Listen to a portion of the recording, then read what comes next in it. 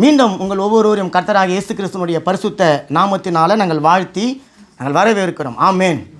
இன்றைக்கு தேவன் ஒரு விசேஷித்த வார்த்தையினால் உங்களுடைய ஆத்துமாவை அவர் திருப்தியாக்க போகிறார். ஆமேன். கடந்த ஒரு சில வாரங்களாக நம்ம ஜெபத்தை குறித்து தியானித்து கொண்டு வருகிறோம். ஜெபம் ஒரு மனிதனுடைய வாழ்க்கையில் ரொம்ப முக்கியமான ஒரு பகுதியாக இருக்குது. ஆவிக்குரிய வாழ்க்கையில் நம்ம அநேக முயற்சிகளை செய்தாலும் ஜெபம் என்பது ஒரு முக்கியமான ஆவிக்குரிய வாழ்க்கையோட ஒரு பகுதியாக இருக்கிறது.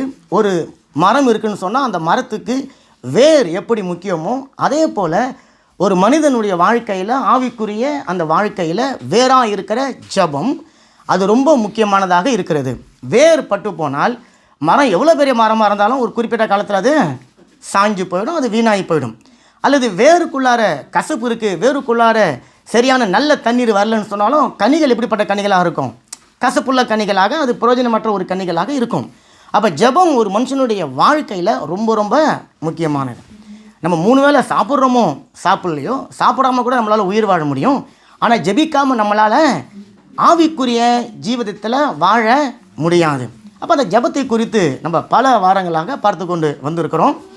அப்போது ஜெபம் நம்முடைய வாழ்க்கையை மாற்றுகிறது, ஜெபம் நம்முடைய சூழ்நிலையை மாற்றுகிறது, ஜெபம் நம்முடைய ஆசீர்வாதங்களை பெற்றுக் கொடுக்க ஒரு ஆயுதமாக அது இருக்கிறது. ஜெபத்திற்கு பதில் பெற்றுக்கொள்ளாமல் போகவே முடியாது. பதில் பெற்றுக்கொள்ளாமல் இருக்கிற ஜெபம் என்று சொல்லி ஒன்று கிடையாது. நம்ம ஏறெடுக்கிற எல்லா ஜெபத்திற்கும் தேவனிடத்திலிருந்து வரக்கூடிய ஒரே பதில் என்னதுங்க? எஸ், ஆமாம், ஆமேன்னு மட்டும்தான் ஆண்டவர் சொல்லுவார். ஆனால் அந்த தேவை, அந்த ஆசீர்வாதம் இப்போ நமக்கு தேவையா தேவையில்லையா என்பதை தேவன் தான் தீர்மானிக்கிறார். அப்போ நான் ஜெபிக்கிறேன், நான் ஜெபிக்க போகும்பொழுது ஒரு எதிர்பார்ப்போடு போய், ஒரு வாஞ்சையோடு போய் என்னுடைய ஜெபத்தை கேட்கிற இடத்துல நான் போய் கேட்கிறேன். அவர் எனக்கு பதில் கொடுக்கிறார். அதை நான் பெற்றுக்கொண்டு வந்து நான் வாழ்ந்து சுகமாக இருப்பேன் அப்படிங்கிற ஒரு முழு நிச்சயத்தோடு தான் நம்ம ஜெபிக்க போகணும். அப்போ நம்ம ஜெபத்தில் என்ன ஜெபிக்கிறோம் அப்படி என்பதை குறித்து ரொம்ப அக்கறையாக இருக்கணும். ஏன்னா நம்ம ஜெபிக்கிற காரியம் என்னன்னு சொல்லி நமக்கு தெரியல. இப்போ போன வாரம் என்ன ஜெபித்தோம், அதுக்கு முந்தின வாரம் என்ன ஜெபித்தோம், ஏன் இன்றைக்கி நேற்று ராத்திரி என்ன ஜெபித்தோம், அது எனக்கு தெரியல, என்னுடைய ஞாபகத்தில் அது இல்லைன்னு சொன்னால் அந்த ஜெபத்திற்கான பதிலை தேவன் கொடுத்தாலும் என்னால் பெற்றுக்கொண்டு ஆசீர்வாதமாக இருக்க முடியாது. அப்போ ஜெபத்திற்கு தாமதங்கள் வருகிறதும் நம்முடைய வாழ்க்கையில் ரொம்ப நல்லது. காரணம், தாமதமும் நம்முடைய வாழ்க்கையில் தேவனுடைய ஆசீர்வாதமே. நம்ம ஜெபித்த உடனே கர்த்தர் நமக்கு பதில் கொடுக்கறதும் ஆசீர்வாதம். நம்ம கேட்ட ஒரு சில காரியங்கள் தாமதமாக வருதுன்னு சொன்னால் பரலோகம் நமக்காக வேலை செய்து கொண்டிருக்கிறது.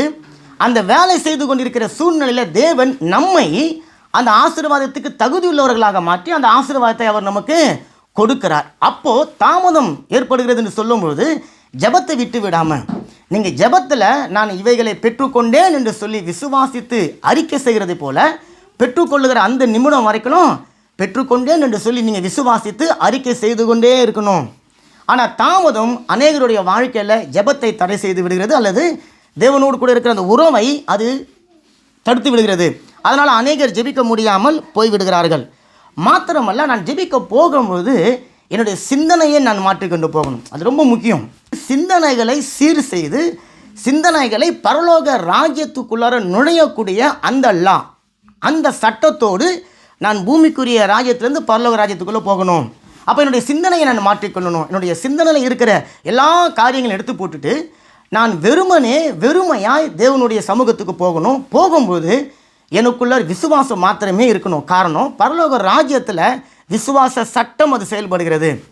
பூமிக்குரிய ராஜ்யத்தில் நம்ம பலதரப்பட்ட சட்டங்களால் நம்ம மேலே ஏற்றப்பட்ட சுமையை போல் அது இருந்து நம்மை பலவீனப்படுத்துகிறபடினால ஜெபிக்க போகும்போது நம்ம அந்த விசுவாச சட்டத்தை பயன்படுத்தணும். அது என்னால் பயன்படுத்த முடியாமல் இருக்கிறபடினால கிருபையின் சட்டம் எனக்காக வந்து உதவி செய்யுது. அப்போ அந்த கிருபையின் சட்டம் என்னை உதவி செய்து விசுவாசத்தின் சட்டத்துக்குள்ளே நான் போய் அந்த தேசத்தின் ஆளுகைக்குள்ளார, பரலோக தேசம் என்கின்ற பரிபூரணத்தின் ஆளுகைக்குள்ளார நான் பிரவேசித்து என்னுடைய பதில்களை பெற்றுக்கொண்டு வர முடியும். இல்லாததை நம்முடைய வாழ்க்கையில் இருக்கிறதாக அழைக்கணும். இதுதான் ஜெபத்தினுடைய மகா பெரிதான ஒரு சூட்சமம். நிறைய பேர் என்ன பண்ணுறோம், இருக்கிறத வைத்துக்கொண்டு அல்லது இல்லாததை இல்லை என்று சொல்லி நம்பிக்கொண்டு அது கிடைக்காது என்பதாக நினைத்து கொண்டு சோர்ந்து போய்விடுகிறார்கள். வேதம் சொல்லுகிறது, கர்த்தரை குறித்து ஒரு அருமையான வார்த்தை சொல்லப்பட்டிருக்கிறது. அது தீர்க்க தரிசனமாகவும் இருக்கலாம், அல்லது உங்களுக்கு ஒரு வாக்கு தத்துவமாகவும் இருக்கலாம். இல்லாதவைகளை அவர் இருப்பவைகளாக அழைக்கிறவர். அப்போ இன்னைக்கு ஒருவேளை இந்த இடத்துல ஒரு விஷயம் இல்லை அப்படின்னு சொன்னால், அதை இல்லை என்பதனால அது இல்லாமல் இல்லை, அது எனக்காக உங்களுக்காக ஆயத்தப்படுத்தப்பட்டு இருக்கிறது. எப்போ ஆயத்தப்படுத்தப்பட்டது?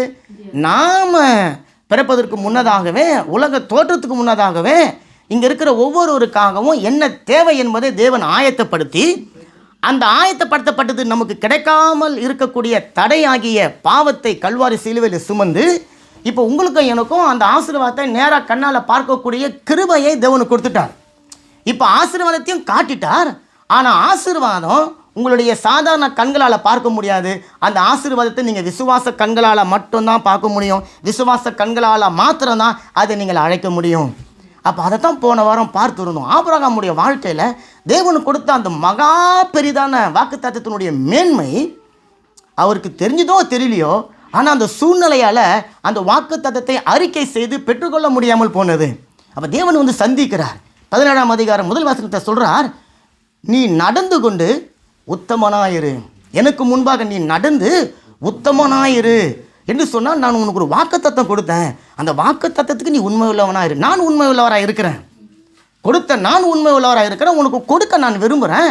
ஆனால் அதை நீ பெற்றுக்கொள்ள உண்மை உள்ளவனாக இருக்கணும். நீ அதுக்காக வாஞ்சிக்கணும், ஏங்கணும். நீ என்னோடு கூட அதற்காக தொடர்பு கொண்டு என்னோடு கூட நீ நடக்கிறவனாக இருக்கணும். என்னோடு கூட நீ வந்து பழகி அதை பெற்றுக்கொள்கிறவனாக இருக்கணும். ஆனால் நீ என்ன பண்ணுற? உன்னுடைய சூழ்நிலைகளை பார்த்து கொண்டிருக்கிற, தாமதத்தை பார்த்து கொண்டிருக்கிற, தடைகளை பார்த்து கொண்டிருக்கிற, அதனால் உனக்கு கிடைக்காமல் போகிறது என்று சொல்லி அந்த வாக்குத்தத்தத்தினுடைய மேன்மையினால் உன்னுடைய பெயர் இப்படியாக இருக்கிறது, இன்றையிலிருந்து உன்னுடைய பெயர் இப்படியாக மாற்றப்படுகிறது. அப்போ அவனுடைய வாழ்க்கையில் அவனை பார்த்தவர்கள் எல்லாம் ஜாதிகளின் தகப்பன், ஜாதிகளின் தகப்பன் என்று சொல்லி சொல்லி சொல்லி அவனுக்குள் இல்லாத ஆசீர்வாதத்தை கொண்டு வந்து கொடுக்க செய்தது. அப்போ தேவன் வாக்குத்தத்தங்களை ஒவ்வொருடைய வாழ்க்கையிலையும் கொடுத்து, அந்த வாக்குத்தத்தம் உங்களுடைய என்னுடைய வாழ்க்கையில் நன்மையை கொண்டு வரணும். அதுதான் அவருடைய பிரதானமான நோக்கம். அதுக்காக தான் வேதம் முழுவதும் நிறைய வாக்குத்தத்தங்கள் கொடுக்கப்பட்டிருக்கிறது. ஆனால் நாம் என்ன பண்ணுறோம்? அந்த வாக்குத்தத்தங்களை நம்ம வந்து அறிக்கை செய்கிறோம், வாசிக்கிறோம், சில நேரங்களில் சொல்லுகிறோம். ஆனால் அந்த வாக்குத்தத்தத்தில் இருக்கிற ஆசீர்வாதம் கிடைக்கிற வரைக்கும் நம்ம என்ன பண்ணணும்?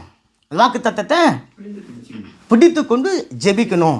அப்போ ஜெபிக்கும்போது தேவனுடைய கிருபையினாலும் நம்மளுடைய விசுவாசத்தினாலும் அந்த வாக்குத்தத்தத்தை நம்ம பெற்றுக்கொள்ள முடியும். ஏன் ஆபிரகாமால் அந்த வாக்குத்தத்தத்தில் உறுதியாக நின்று அதை பெற்றுக்கொள்ள முடியலன்னு சொன்னால் சூழ்நிலை தான். இல்லை, சூழ்நிலை, தாமதம். அதை பார்க்கும்போது தன்னுடைய சரீரத்தை பார்க்குறார், வயசாகி போயிடுச்சு. மனைவியை பார்க்குறார், வயசாகி போச்சு. இப்போ அவருக்குள்ளார சோர்வு மாத்திரம் வரல, அவருக்குள்ளார ஒரு வகையான பயமும் வருகிறது.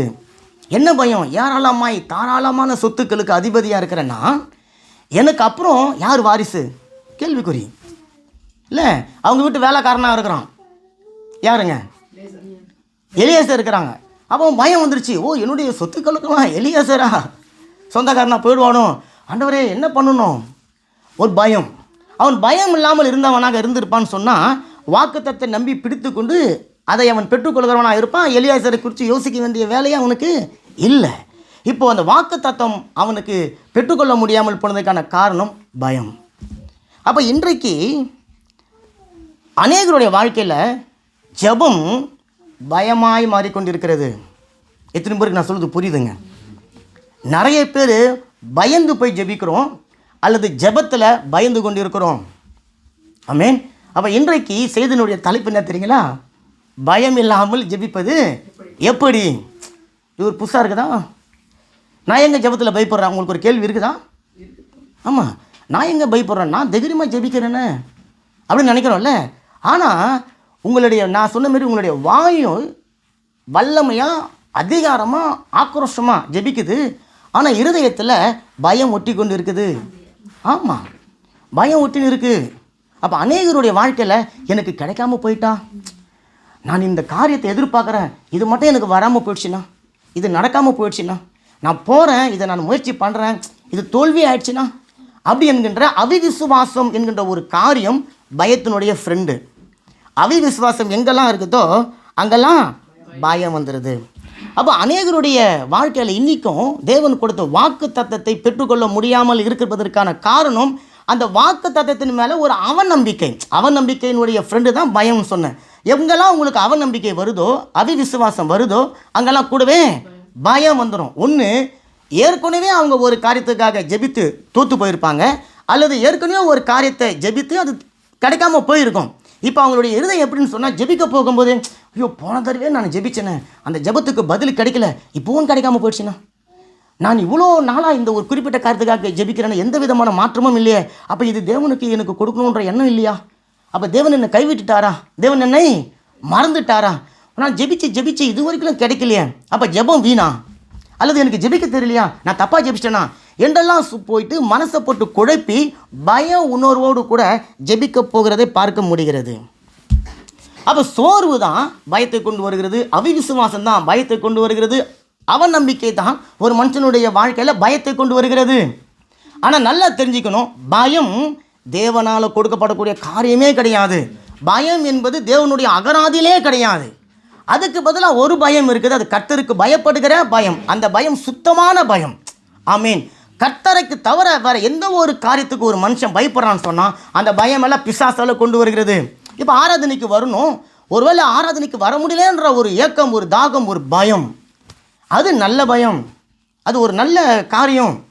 ஆனால் நாளைக்கு என்னத்தை உடுப்போம், நாளைக்கு என்னத்தை குடிப்போம், நாளைக்கு என்னத்தை புசிப்போம், மாத கடைசியாக ஆயிடுச்சு, இது ஆயிடுச்சு, அது ஆயிடுச்சு, என்னால் இதை செய்ய முடியல, அதை செய்ய முடியல என்று சொல்லி உங்களுடைய பயத்தை நீங்கள் அனுதின வாழ்க்கையாக மாற்றிக்கொள்ளும் போது அந்த பயம்தான் உங்களை வாழ வைத்து கொண்டு இருக்கிறது.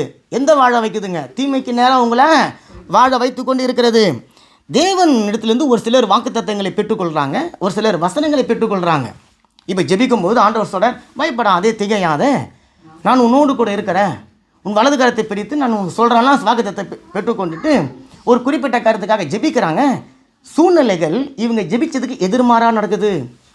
அப்போ தான் போராட்டங்கள் எழும்பி வருது, அப்போ தான் பாடுகள் எழும்பி வருது, அப்போ தான் பிரச்சனைகள் எழும்பி வருது, அப்போ தான் வல்லமையாக கோரப்பல்ல காட்டி பிசாசு அவங்கள அழித்து அந்த வாக்குத்தத்தத்தை நம்ப முடியாதபடிக்கு, அல்லது வாக்குத்தத்தம் தந்த தேவனிடத்தில் போய் நிற்க முடியாதபடிக்கு அவங்கள நிலை தடுமாற செய்து விடுகிறது. அப்போ இவங்களுக்கு ஒரு பயம் வந்துடுது. என்ன தெரியுங்களா? நாம் இந்த வாக்குத்தத்தத்தை சொல்லி ஜெபித்தோம், அப்போ இந்த வாக்குத்தத்தம் எனக்கு உரிய வாக்குத்தத்தம் இல்லை, நான் இதை எப்போ ஜெபிக்க ஆரம்பித்தனோ பிரச்சனைகள் வந்துருச்சு. நீங்கள் நல்லா கவனிச்சிக்கோங்க, நீங்கள் எப்போ ஒரு குறிப்பிட்ட காரியத்திற்காக ஜெபித்து உங்களுடைய வாழ்க்கையில் பிரச்சனை வருதோ அப்போ நீங்கள் சரியான ஜெபத்தை ஜெபிக்கிறீங்கன்னு சொல்லி அர்த்தம். நல்ல கரங்களை தட்டுங்களேன். ஒரு ஜெபம் நீங்கள் ஜெபிக்க ஆரம்பித்த உடனே ஊரில் இருக்கிற எல்லா பிசாசும் உங்களுக்கு விரோதமாக எழும்புதுன்னு சொன்னால் ஆண்டவர் அந்த தேவையை சந்தித்து விட்டார், அதற்கான பதில்கள் உருவாக்கப்பட்டு உங்களுக்கு வந்து விட்டது, அதை நீங்கள் பெற்றுக்கொள்ள போகிறீங்க. ஆனால் நீங்கள் எப்போ ஒரு ஜெபத்தை ஜெபித்து அது கிணத்துல பட்ட கல் மாதிரி எந்த விதமான விளைவும் இல்லாமல் இருக்குதுன்னு சொன்னால், ஒன்று உங்களுக்கு ஜெபிக்க தெரியல, அல்லது நீங்கள் ஜெபத்தில் ஒழுங்காக கேட்க தெரியல. ஆனால் ஜெபிக்க ஆரம்பித்த உடனே பிசாசு சும்மா இருக்காது, அவன் வல்லமையாக எழுப்பி தாக்க வந்துடும். அதை நம்ம தானியேலுடைய காரியத்தில் பார்த்தோம். அவருக்கு ஜெபத்துக்கான பதில் வந்துருச்சு, ஆனால் 21 நாள் தடை, பயங்கர போராட்டம். தானியேலுக்கு எதுவுமே தெரியாது. அதே போல் தான் நம்முடைய வாழ்க்கையில் ஒரு சில போராட்டங்கள் தெரியும், ஒரு சில போராட்டங்கள் தெரியாது. அப்போது அந்த சூழ்நிலைகள் வரும்போது நமக்குள்ளார விசுவாசம் பெருகணும். என்னத்தன்னா, நான் ஜெபிக்க ஆரம்பித்த உடனே பரலோகம் எனக்காக வேலை செய்யுது, வான தூதர்கள் எனக்காக வேலை செய்கிறாங்க, எனக்காக சத்துருக்களோடு கூட போராடி கொண்டு இருக்கிறாங்க, காரியங்கள் எனக்கு வாய்க்க செய்து எனக்கு ஜெயத்தை கொடுக்க போகிறார்கள். நல்ல காரியங்களை. அப்போ ஆவிக்குரிய மண்டலத்தில் நமக்காக ஒரு சில வேலைகள் நடக்கும்போது பூமிக்குரிய மண்டலத்தில் நமக்கு விரோதமாக ஒரு சில வேலைகள் நடக்கத்தான் செய்யணும். எல்லா ஆக்ஷனுக்கும் ஒரு ரியாக்ஷன் இருக்குது, ஒவ்வொரு வினைக்கும் ஒரு எதிர்வினை இருக்கும். பரலோகத்தில் ஒரு வினை எனக்காக ஆரம்பிக்கப்பட்டாச்சு, பூமியின் ராஜ்யத்தினுடைய அதிபதி சும்மா இருப்பானா, அவனு எழும்ப ஆரம்பிச்சிருவான். அப்போ அங்கங்கே பிரச்சனைகள் வரும். நிறைய பேர் பாருங்கள், கணவன் ரசிக்க போகணும்னு ஜெபிப்பாங்க, அப்போ தான் கணவனை கோவப்படுவார், அல்லது மனைவி, அப்போ தான் மனைவி ரொம்ப ஆக்ரோஷமாக கத்த ஆரம்பிச்சுடுவாங்க. பிள்ளைகளுக்காக ஜெபிக்க ஆரம்பிச்சிடுறாங்க. நல்லா இருந்த பிள்ளை அப்போ தான் என்ன பண்ணுவோம், எங்கேயாவது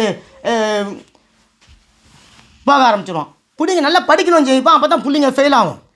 அப்படி நடக்குதுன்னு சொன்னால் நம்ம தெரிஞ்சுக்கணும், ஆண்டவர் எனக்காக வேலை செய்ய ஆரம்பிச்சிட்டாரு, இப்போ நான் சும்மா இருந்து விசுவாசத்தோடு இருக்கணும், கர்த்தருடைய மகிமையினுடைய கண்கள் காணும். இதுதாங்க விசுவாசம். ஆமீன். நல்ல காரியங்களை தட்டுங்களா. அப்போது அந்த சூழ்நிலைகள் எதிராக வருவதை பார்த்து, பிரச்சனைகள் வருவதை பார்த்துட்டு பயந்து சோர்ந்து நிறைய பேர் பின்வாங்கி போயிடுறாங்கன்னு சொன்னால், நீங்கள் நல்லா கவனியில் கொஞ்ச நாள் கழிச்சு அந்த பிரச்சனை முடிஞ்சிடும். ஏன்னா இப்போ பிசாசுக்கு தெரிஞ்சு போச்சு, இவங்க பேக் அடிச்சிட்டாங்க, இவங்க பின் வாங்கிட்டாங்க, இப்போ இவங்க கூட போராட தேவையில்ல, பக்கத்து தெருவில் ஒருத்தன் இருக்கிறான் அவனை பிடிப்போம் இல்லை. அப்போ அதனால் ஜெபம், நீங்கள் ஒரு குறிப்பிட்ட காரியத்துக்கு சபையில் வந்து வைக்கிறீங்க, ஊழியக்காரர்கிட்ட ஜெபிச்சுன்னு போகிறீங்க, அதற்கு விரோதமான காரியங்கள் வருதுன்னா ஆண்டவரே உமக்கு ஸ்தோத்திரம், காரணம் நீங்கள் வேலை செய்ய ஆரம்பிச்சிட்டீங்க. அல்லேலூயா, ஆமென். அப்போ அதற்கான பதில்கள் வர வரைக்கும் நம்ம இருக்கணும். அப்போது நான் சென்ற வாரத்தில் ஒரு முக்கியமான காரியத்தை பார்த்தோம். சத்தியம் என்பது வேற, உண்மை என்பது வேற. உண்மை என்பது நீங்கள் எதை பார்க்குறீங்க அல்லது எதை நீங்கள் பார்க்கல. உங்கள் கண்களால் மெட்டீரியல் உலகத்தில் இருக்கிற காரியத்தை நீங்கள் பார்க்குறீங்க, அது ஒன்று இருக்குது அல்லது ஒன்று இல்லை, இது உண்மை. ஒரு வியாதி, நோய், அது எந்த ஒரு பிரச்சனையும், கையில் காசு இருக்குது, இதெல்லாம் நான் பார்க்குறேன், அதை பார்த்துட்டு நான் உண்மைன்னு நம்புகிறேன். ஆனால் அந்த உண்மை மாறக்கூடியது இல்லை. ஆனால் சத்தியம் அது ஆமாம் மாறவே அது மாறாது. அப்போது இந்த வித்தியாசத்தை நம்ம தெரிந்து கொண்டால் உண்மையை நான் பார்த்து பயப்பட வேண்டிய தேவை எனக்கு கிடையாது. காரணம், நான் எதை உண்மை நினச்சி இன்றைக்கி பயப்படுறேனோ அது நாளைக்கு இருக்காது. அப்போ இல்லைன்னும் போது அந்த பயமும் என்ன ஆகிடும், இல்லாமல் போயிடும். நான் சொல்கிறது புரியுதுங்களா? இன்றைக்கி உதாரணத்துக்கு இப்போ இங்கே இங்கே இந்த இடத்துல வந்து ஒரு ஏதோ ஒன்று இருக்குதுன்னு நான் நினச்சின்னு பார்க்காம இருக்குது. ஆனால் இப்போ எனக்கு அது மேலே பயம் வந்துருச்சு. ஆனால் ஒரு 4 மணி நேரம் கழிச்சு பார்த்தா அது இங்கே இருக்காது. ஆனால் நான் வச்ச பயம் எனக்குள்ளே இருக்கும், ஆனால் பொருள் அங்கே கிடையாது. அப்போ அந்த உண்மை மாறக்கூடியது என்கின்ற ஒரு தன்மையோ அல்லது ஒரு விளக்கமும் எனக்கு தெரியாமல் இருக்கிறபடினால அநேக உண்மைகளை என்னுடைய வாழ்க்கையில் நான் சத்தியமாக மாற்றி வச்சு கொண்டு இருக்கிறேன். ஒரு வியாதி, அது உண்மை இன்றைக்கி இருக்குது, அது நாளைக்கு மாறிடும் அப்படி என்கின்ற வெளிப்பாடு எனக்கு இல்லாமல் இருக்கிறபடினால இந்த வியாதி எனக்கு மாறவே மாறாதுன்னு சொல்லி நான் அந்த உண்மையை சத்தியமாக நான் மாற்றிக்கிறேன். நான் சத்தியமாக மாற்றும் பொழுது தேவனே நினச்சா கூட அந்த வியாதியை சுகமாக்கவே முடியாது. இப்போ ஒரு உண்மையை, உண்மை இது மாறுதலுக்கு உட்பட்டது, இது மாறிடும், இன்றைக்கி என் கண்களால் பார்க்கக்கூடிய இந்த காரியம் நாளைக்கு என் கண்களால் காண முடியாது, இதன் மேலே என்னுடைய பயமோ என்னுடைய நம்பிக்கையோ என்னுடைய விசுவாசமும் இல்லாமல் இந்த சூழ்நிலையை மாற்றக்கூடிய சத்தியம் ஒன்று எனக்காக காத்து கொண்டிருக்கிறது. அந்த சத்தியம் என்னிடத்தில் வரும் பொழுது இந்த உண்மை மறைந்து என்னுடைய வாழ்க்கையில் உண்டாக வேண்டிய நன்மை சத்தியமாக எனக்கு மாறி என்னுடைய வாழ்க்கையை நிரப்புகிறது. நல்ல கரையில் தட்டுங்களேன். அப்போ பிசாசு என்ன பண்ணுறான், உங்களுக்குள்ளே இருக்கிற அந்த உண்மை என்கின்ற ஒரு பயத்தை, இது கிடைக்கும், இது கிடைக்காது, நடக்கும், நடக்காது, எதிர்காலத்தை குறித்து, ஒரு இருட்டை குறித்து, ஏதோத காரியங்களை குறித்து நான் பயப்பட வச்சு, உண்மையான காரியத்தை பயப்பட வச்சு, அது உன்னுடைய வாழ்க்கையில் மாறாது, உன்னை விட்டு நீங்காது என்கின்ற ஒரு பொய்யான சத்தியத்தை உங்களுடைய வாழ்க்கையில், என்னுடைய வாழ்க்கையில் விதைச்சி, இப்போ நீங்கள் என்ன பண்ணிடுவீங்கன்னு சொன்னால், ஒரு குறிப்பிட்ட காலத்தில் இதுதான் சத்தியம், நான் இந்த நோயோடவே வாழணும், நான் கடன் நோயிலே நான் இருக்கணும், எல்லாம் என் தலை எழுத்து, என் தலை விதி, நான் இப்படி தான் இருக்கணும், எல்லாம் எழுதி வச்சுட்டான். என்ன சொல்ல வேண்டியது, இவங்களே என்ன பண்ணிடுதுங்க, ஒரு பொய்யை அல்லது ஒரு உண்மையை சத்தியமாக இவங்க மாற்றி, தேவனுடைய சத்தியம் இவங்களுடைய வாழ்க்கையில் வேலை செய்யாதபடிக்கு ஒரு பொய் சத்தியத்தை இவங்க தங்களுடைய வாழ்க்கையில் வைத்து வாழ்ந்து கொண்டு இருக்கிறாங்க. அப்போ பயம் மனுஷனுடைய வாழ்க்கையில் ஒரு பெரிய கேடு விளைவிக்கக்கூடிய ஒரு காரியமாக அது இருக்கிறது. அப்போ ஜெபத்தில் பயம் இல்லாமல் ஜெபிக்க நம்ம கற்றுக்கொள்ளணும். பயம் இல்லாமல் ஜெபிக்கும் போது நம்முடைய வாழ்க்கையில் ஜெயம் இல்லாமல் போகாது. கரைகளை நல்லா தட்டுங்களேன். நான் சொன்னேன், தேவன் வேதத்தில் எழுதி இருக்கிற எல்லாமே சத்தியம். அவர் வாயிலிருந்து புறப்பட்ட எந்த வார்த்தையாக இருந்தாலும் அது சத்தியம், அது மாறவே மாறாது, அது மாறவே மாறாது, அது மாறுதலுக்கு உட்பட்டது என்று சொல்லவே முடியாது. என் தழும்புகளால் நீ சுகமானாயின்னு சொன்னால் அது சத்தியம். அந்த சத்தியத்தை நீ வேற எதுவும் மாற்றி இங்கே அவங்க எழுதியிருக்க முடியாது. காரணம், வேதம் மாறுதலுக்கு உட்பட்டது கிடையாது, அது சத்தியம். அப்போ தேவனுடைய வாயிலிருந்து வார்த்தை புறப்பட்டுச்சுன்னு சொன்னால் அது சத்தியம். அப்போ உங்களை குறித்து, என்னை குறித்து, நம்முடைய ஆசீர்வாதத்துக்காக தேவன் கொடுத்திருக்கிறார், சரீர ஆரோக்கியத்துக்காக, உங்களுடைய பிள்ளைக்காக, கல்யாணத்துக்காக, அது மாறாது, அது ஒரு நாளும் உங்களுக்கு கிடைக்காமல் போகாது. அதை செய்வதற்காக தேவன் தன்னுடைய ஜீவனை கொடுத்திருக்கிறார். ஆமென். மற்ற எல்லாத்தையும் உங்களுக்காக கொடுப்பது நிச்சயம் என்று சொல்லி வேதம் சொல்கிறது. கரைகளை தட்டுங்களேன். அப்போ பயம் என்பது பாருங்களேன், அது ஒரு சாதாரண உணர்வு. கோபம், எரிச்சல், ஆத்திரம், பசி, தாகம், இதை போல கோபம் என்பது ஒரு உணர்வு.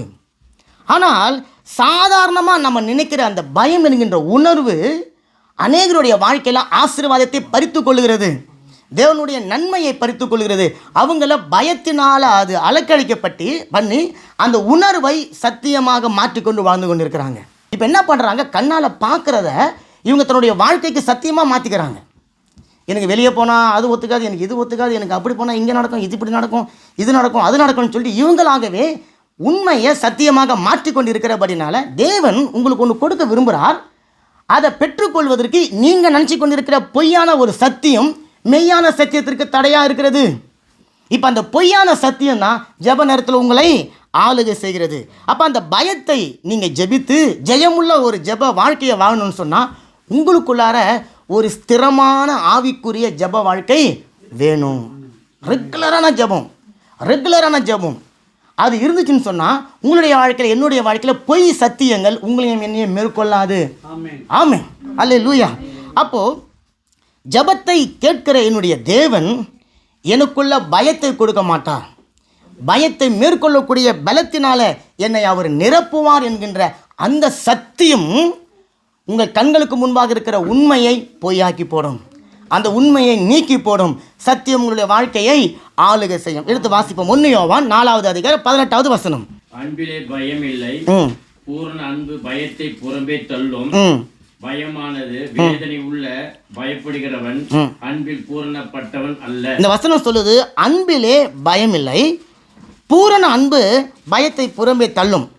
அதுக்கு அர்த்தம் தான் நமக்கு முக்கியமானது. பயமானது வேதனை உள்ளது. ஒரு மனுஷனுடைய வாழ்க்கையில் இருக்கக்கூடிய பயம் அது வேதனை உள்ளது என்று சொல்லி வேதம் தெளிவாக சொல்லுது. காரணம், அந்த பயம் அவனுடைய வாழ்க்கையில் தேவனுடைய ஆசீர்வாதம் கிடைக்காதபடிக்கு, நன்மை கிடைக்காதபடிக்கு, சந்தோஷமும் சமாதானமும் கிடைக்காதபடிக்கு திருடி கொண்டு விடுகிறது. சில இடத்துல பயம் ஒரு மனுஷனுடைய சரீரத்தையே கெடுத்து போடுகிறது. அந்த சரீரத்தில் பல வியாதிகளால் அவன் ஆட்கொள்ளப்பட்டு கடைசியில் அவன் செத்து போகக்கூடிய ஒரு மனுஷனாக மாறி விடுகிறான். ஆனால் அதை விட என் தேவன் மேலே ஒரு மனுஷன் வைக்கிற அன்பு, அந்த அன்பு என்ன பண்ணுங்களாம், பயமில்லாத ஒரு வாழ்க்கையை வாழ உங்களை செய்கிறது. பயப்படுகிறவனுக்குள்ள பூரண அன்பு இல்லைன்னு வேதம் சொல்லுகிறது. அப்போ பயப்படாதவன்கிட்ட பூரண அன்பு இருக்கிறது. ஒரு மனுஷன் மேலே, ஒரு மனுஷன்கிட்ட தேவன் மேலே அன்பு இருக்குதுன்னு சொன்னால் அவன் பூரண சமாதானத்தினால இடைக்கட்டப்பட்டு இருக்கிறான். அவனுக்குள்ள பயம் கிடையாது. அவன் எந்த ஒரு சூழ்நிலையும் பார்த்து திகைத்து போய்விட மாட்டான். காரணம், கர்த்தர் இருக்கிறார், அவர் எனக்காக எல்லாவற்றையும் பார்த்து கொள்வார் என்கின்ற ஒரு சந்தோஷம் அவனுக்குள்ள உண்டாகிறது. பயம் நம்முடைய நம்பிக்கையை சிதைத்து போடுகிறது. தெரியுங்களா? ஜெபிக்க போகும்பொழுது பய உணர்வோடு போகும்போது இந்த ஜெபத்துக்கு தேவன் பதில் கொடுப்பாரா, பதில் கொடுக்க மாட்டாரா என்கின்ற ஒரு சந்தேகத்தை உங்களுக்குள்ளால் கொண்டு வந்து தொடர்ந்து நீங்கள் ஜெபிக்க முடியாமல் போகும். அல்லது தொடர்ந்து அந்த காரியத்திற்காக தேவனோடு நீங்கள் ஒரு நல்ல உறவில் இருக்க முடியாதபடிக்கு அது போய்விடும். ஆவிக்குரிய வாழ்க்கையில் நீங்கள் முன்னேறவே முடியாதபடிக்கு நம்முடைய சிந்தனைகள் உலக பிரகாரமான காரியங்களின் மேலே இப்போ போய்விடும். நம்ம கண்களால் பார்க்குற காரியம் இல்லை, கண்களால் பார்க்குற சூழ்நிலைகளை பார்த்து நாம் திடுதிப்புன்னு ஒரு தீர்மானத்தை எடுத்து பயந்துடுறோம். சரி, ஒரு மனுஷனுக்குள்ளே ஏன் முதல்ல பயம் வருது? யாருக்காவது உங்களுக்கு தெரியுங்களா? நான் சொல்லுறது பேயை பார்த்து பிசாசை பார்த்து அந்த பயத்தை பற்றி பேசலை. ஜெபிக்கும் பொழுது ஏன் ஒரு மனுஷனுக்குள்ளே பயம் வருது அப்படின்னு சொன்னால், பரலோக ராஜ்யத்தில் தேவன் எனக்காக வச்சிருக்கிற ஆசீர்வாதங்களை பூலோகத்தினுடைய ராஜ்யத்துக்குள்ளே இருந்து பூலோகத்தினுடைய சிந்தனையில், பூலோகத்தினுடைய எண்ணத்தில், பூலோகத்தினுடைய கண் பார்வையில் நான் பெற்றுக்கொள்ளணும்னு சொல்லி நான் விரும்புகிறேன். சொல்லுது புரியுதுங்களா? அது பரலோக ராஜ்யத்தில் இருக்குது. ஆனால் நான் பூலோக ராஜ்யத்தில் உட்காந்துன்னு பூலோகத்து ராஜ்யத்தில் எப்படி ஜனங்கள் செயல்படுவாங்களோ அதன் மாதிரி நான் செயல்பட்டு அந்த ஆசீர்வாதத்தை பெற்றுக்கொள்ளணும்னு நான் நினைக்கிறேன். அது சில வேளைகளில் கிடைக்குது, சில வேளைகளில் கிடைக்காது. ஆனால் பரலோக ராஜ்யத்தில் வைக்கப்பட்டிருக்கிற ஆசீர்வாதங்களை பரலோகத்தினுடைய சித்தத்தின்படி, பரலோகத்தினுடைய திட்டத்தின்படி, ஏற்கனவே சொல்லியிருந்தால் பரலோகத்தின் சட்டத்தின்படி நான் உள்ள நுழைஞ்சாதான் பரலோகத்தினுடைய சொந்தங்க, அது பரலோகத்தினுடைய பொருள். அந்த பொருளை எடுத்துக்கொண்டு வர முடியும். இப்போ இந்த வீட்டில் இவர் இங்கே ஒரு நிறைய பொருள் வாங்கி வச்சுருக்கிறார். நான் இந்த வீட்டுக்குள்ளே இந்த பொருளை எடுக்கணும்னு சொன்னால் அவருக்கும் எனக்கும் பழக்கம் இருக்கணும். அவர் இந்த வீட்டில் எல்லா உரிமையும் எனக்கு கொடுத்துருக்கணும் இல்லைங்களா? பிரதர், நம்ம வீட்டுக்கு போங்க, அலமரை திறங்க, அதில் இவ்வளோ பணம் இருக்குது, நீங்கள் எடுத்துக்கோங்க, அது வீட்டில் பொருள் இருக்குது எடுத்துக்கோங்க அப்படின்னு சொல்லிட்டு அவர் எனக்கு பர்மிஷன் கொடுக்கணும். இப்போது இவர் யாரோ எனக்கு தெரியாது, நான் யாரோ, நான் திடீர்னு வீட்டுக்குள்ளே நுழைஞ்சி நாம தடத்திப்புன்னு சொல்லி ஏதாவது எடுக்கணும்னு சொன்னால் எனக்கு பேர் என்னதுங்க? திருடன். நான் திருடன் இல்லை. அப்போ என்ன பண்ணுவாங்க? என்னை கட்டி வச்சு அடிக்க ஆரம்பிச்சிடுறாங்க. இதுதான் நம்மளுடைய ஜெபத்தில் நடக்குது. நான் பூலகத்தை பார்வையில், பூலகத்தினுடைய சிந்தனையில், பூலகத்தினுடைய எண்ணத்தில் மனுஷன் எப்படி செயல்படுவானோ அதன் அடிப்படையில் நான் போய் பரலோக ராஜ்யத்துக்குள்ளே இருக்கிற ஆசீர்வாதத்தை பெற்றுக்கொண்டு வரணும்னு சொல்லி நான் நினைத்து கொண்டு இருக்கிறேன். அது எனக்கு கிடைக்காமல் போகும்போது எனக்கு முதல்ல சோர்வு வருது. அந்த சோர்வு சந்தேகமாக மாறுது. அந்த சந்தேகம் பயமாக மாறி இப்போ என்ன பண்ணிடுது, கடவுளே இப்படித்தான்பா, அவரு நல்லவர் இல்லைன்னு சொல்லி அந்த தீர்மானத்துக்குள்ளே நான் போயிடுறேன். இப்போ அந்த பூலோகத்தினுடைய ராஜ்யத்துக்குள்ளே இருந்து நான் வெளியே வரணும் என்பது எனக்கு தெரியல. ஏன்னா நான் பயத்தினால மூடப்பட்டு இருக்கிறேன். இப்போ வேதவசனம் சொல்லுது 2 தீமோத்தேயு 1:7 எடுத்து வாசிங்க. தேவன் நமக்கு பயமுள்ள ஆவியை கொடாமல் பலமும் அன்பும் தெளிந்த புத்தியும் உள்ள ஆவியை கொடுத்திருக்கிறார். ஹல்லேலூயா. வசனம் சொல்லுது பாருங்களேன். தேவன் முதல்ல நமக்கு எப்படிப்பட்ட ஆவியை கொடுத்துருக்கிறாரா? ஆமாம், நல்ல ஒரு பலனுள்ள ஆவியை கொடுத்துருக்கிறார். பலனுள்ள ஆவியை பெற்ற மனுஷனுக்குள்ள பயமுள்ள ஆவி எப்படி வரும்?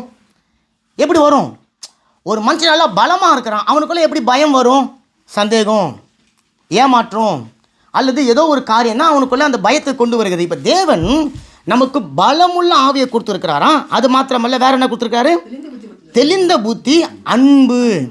அப்போ அன்பு, பலன், தெளிந்த புத்தியை கொடுத்துருக்கிறார். இந்த தெளிந்த புத்தி எதுக்குன்னு சொன்னால், எதுக்கு பயப்படணும், எதுக்கு பயப்படக்கூடாது, இதுதான் தெளிந்த புத்தி. தேவனுக்குரிய காரியத்தில் பயம் வரணும், தேவன் அற்ற காரியங்களுக்கு பயப்படக்கூடாது. இதை தெளிந்த புத்தி கொடுக்கும். தெளிந்த புத்தி கொடுத்த உடனே அன்பு என்னை நடத்த ஆரம்பிக்கும். இயேசு மேலே இருக்கிற அன்பு என்னை நடத்த ஆரம்பிக்கும். நடத்தும் போது பலன் என்னை சூழ்ந்து கொள்ளும். நல்ல கரையில் தட்டுங்களா, நல்ல கரையில் தட்டுங்க. அப்போ ஒரு மனுஷனுக்குள்ள தெளிந்த புத்தி கிரியை செய்யும் பொழுது அன்பு அவனை ஏவுகிறது, பலன் அவனை சூழ்ந்து கொள்கிறது, பயம் அவனை விட்டு விலகி ஓடுகிறது. அந்த பலனையும் அன்பையும் தெளிந்த புத்தியையும் ஒரு மனுஷன் புறம்பே தள்ளிட்டு உலகத்தினுடைய காரியத்தின் அடிப்படையில் உலகத்தினுடைய மனுஷன் வேலை செய்கிறது போல வேலை செய்து எதையோ ஒன்று பெற்றுக்கொள்ளணும்னு நினைக்கும் போது தான் அவனுடைய வாழ்க்கையில் பயம் அவனை சூழ்ந்து கொண்டு தேவனை விட்டு அவனை புறம்பே தள்ளுகிறது. அப்போ ஆண்டவர் சொல்லிட்டாரு, நீ பயப்படாதே. வேதத்தை எடுத்து நீங்கள் வாசித்து பார்த்தீங்கன்னா பயப்படாதே. அப்போ ஆண்டவர் ஒரு நாளைக்கும் உங்களை பார்த்து பயப்படாதே பயப்படாதே பயப்படாதேன்னு சொல்கிறாரு. ஏன் அப்படின்னு கேட்டிங்கன்னா, ஆண்டவருக்கு தெரியும் பயம் அன்பை தள்ளி விட்டுரும். நீங்கள் பாவத்தை கூட ஒரு வேளை பாவத்தில் கூட நம்ம செஞ்சுட்டு கொஞ்சம் மனம் கசந்து மறுபடியும் மன்னிப்பு கட்டு உள்ளே நுழைஞ்சிட முடியும். பயப்படுறவன் பரலோக ராஜ்யத்துக்குள்ளே போக முடியாதுன்னு சொல்லிட்டு வெளிப்படுத்தும் விஷயம் சொல்லப்பட்டு இருக்கிறது. பயப்படுகிறவன் தேவனுடைய ராஜ்யத்துக்குள்ளே நுழையவே முடியாதான். பாவம் செஞ்சவன் கூட ஏதோ ஒரு தேவனுடைய வார்த்தைகளை கேட்டு மனம் திரும்பி வந்துட முடியும். அதனால தான் பாருங்கள், பாவம் செய்யாதே அப்படின்னு சொல்லி பைபிளில் சொல்லப்பட்டதை விட பயப்படாதுன்னு சொல்லிட்டு 365 முறை சொல்லப்பட்டிருக்கு. மேலே இயேசு கிறிஸ்து உயிர் தெழுந்த பிறகு வந்து பேசின வார்த்தைகளில் நிறைய வார்த்தைங்க பயப்படாதே பயப்படாதே பயப்படாதே. காரணம், பயம் தேவனுடைய அன்பை விட்டு நம்மளை பிரிச்சிடும். சரி, இப்போ நம்ம இன்றைக்கி வாசித்த வேத பகுதி 1 சாமுவேல் 17ஆம் அதிகாரத்தை எடுத்துக்கொள்வோம். இந்த வார்த்தை, இந்த சம்பவம் பயத்தை ஜெயித்து பயப்படாமல் ஜெபம் செய்து வெற்றி பெற்ற ஒரு வீரனை குறித்து சொல்லப்பட்டிருக்கிறது. அதே போல் சூழ்நிலையை பார்த்து பயந்து நடுங்கிக் கொண்டு தோல்வியை சந்தித்து கொண்டிருந்த ஜனங்களை குறித்து சொல்லப்பட்டிருக்கிறது. அப்போ இன்றைக்கு நாம் பயம் இல்லாமல் எப்படி ஜெபிக்க போகிறோம் என்பதை குறித்து நம்ம பார்க்க போகிறோம். 1 சாமுவேல் 17ஆம் அதிகாரம் 4வது வசனத்தை ஒருத்தவங்க வாசிங்களா. அப்பொழுது காத்து ஊரனாகிய கோலியத்தி என்னும் பேருள்ள ஒரு வீரன் பெலிஸ்தரின் பாளையத்தில் இருந்து புறப்பட்டு வந்து நடுவே நிற்பான். அவன் உயரம் 6 முழம் 1 ஜானுமாம். ஆமாம், 1 சாமுவேல் 17:4 சொல்லுது, அப்போது காத் ஊரானாகிய கோலியாத் என்னும் பேருள்ள ஒரு வீரன் பெலிஸ்தியர்கள் அந்த சண்டைக்கு ஆயத்தப்படுத்தப்பட்டிருக்கிற அந்த இடத்துல வந்து அவன் நின்று அவர்கள் மத்தியில் வந்து நிற்பானா. அவனுடைய உயரம் சொல்லப்பட்டிருக்குது 6 முழமும் 1 ஜானுமாம். அப்படின்னா கிட்டத்தட்ட ஒரு 3 மீட்டர் உயரம்.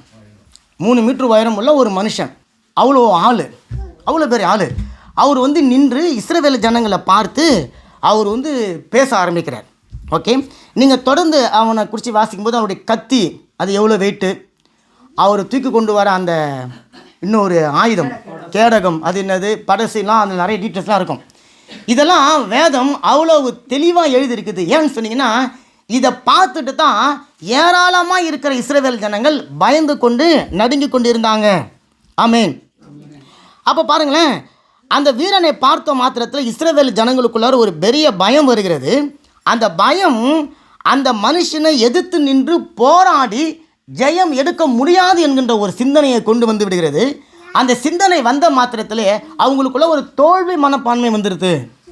இப்போ அந்த தோல்வி மனப்பான்மையில் அவங்க இருந்து இப்போ அவங்களுக்குள்ள பயம் வருது. இஸ்ரவேல் ஜனங்கள் ஏராளமாய் தாராளமாய் நின்று கொண்டிருக்கிறாங்க.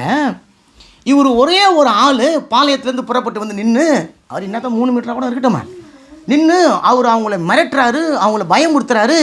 இவங்க அவனை பார்த்த உடனே பயந்துடுறாங்க. காரணம், இவங்க அவனை பார்க்குறாங்க, அவங்கள பார்த்துக்கிறாங்க.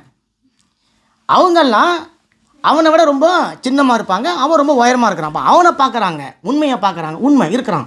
இவங்கள பார்க்குறாங்க, உண்மை இருக்கிறாங்க. ஆனால் இந்த உண்மை ரெண்டுமே இன்னும் கொஞ்சம் நாளில் மாறும் அப்படின்ற எண்ணம் அவங்களுக்கு இல்லை. அவங்க என்ன பண்ணுறாங்க, இந்த உண்மையை அவன் எத்தனை நாள் பேசிக்கிறான் தெரியுங்களா? 40 நாள் பேசுகிறான். டெய்லி ஒரே டைலாக் தான், அவனுக்கு கற்றுக் கொடுக்கப்பட்ட ஒரே டைலாக். அதை நம்ம வாசிக்க போகிறோம். ஒரே டைலாக்காக வந்து மனப்பாடம் பண்ணி சொல்கிறாரு. இவங்க அந்த ஒரே டைலாக்கை கேட்டுட்டு அப்படி நின்றுக்கிறாங்க. இப்போ கேட்டு 40 நாள் ஒரு முடிவு பண்ணிட்டாங்க. என்னன்னா, அவனை யாருமே சாவடிக்க முடியாது. அப்போ இந்த பயம் அவங்களுக்குள்ள இப்போ சத்தியமாக மாறி போச்சு. பெரிய அசைக்க முடியாத ஒரு சத்தியமாக மாறி போயிடுச்சு. அப்போ இதனால் அவங்க என்ன பண்ணுறாங்க, அவனை பார்த்து பயந்து கொண்டு இருக்கிறாங்க. ஆனால் ஒரு உண்மையை அவங்க மறந்துட்டாங்க, அல்லது அந்த சத்தியம் அவங்களுக்கு கற்றுக் கொடுத்த காரியத்தை மறந்துட்டாங்க. கோலியாத்து ஒன்றும் தோற்கடிக்கப்படக்கூடாத வீரன் ஒன்றையும் கிடையாது, அவனையும் தோற்கடிக்க முடியும் அப்படின்னு சொல்லி இவர்கள் நம்பலை. இவர்கள் நம்பி முயற்சி செய்யலை. பாருங்கள், இப்போ அநேக நேரத்தில் பிசாசு என்ன பண்ணுவோம் தெரியுங்களா? உங்களுடைய வாழ்க்கையில் நீங்கள் எதை குறித்து பலவீனமாக இருக்கிறீங்க, அந்த பலவீனத்தை உங்களுடைய வாழ்க்கையில் டெய்லி சொல்லுவோம்.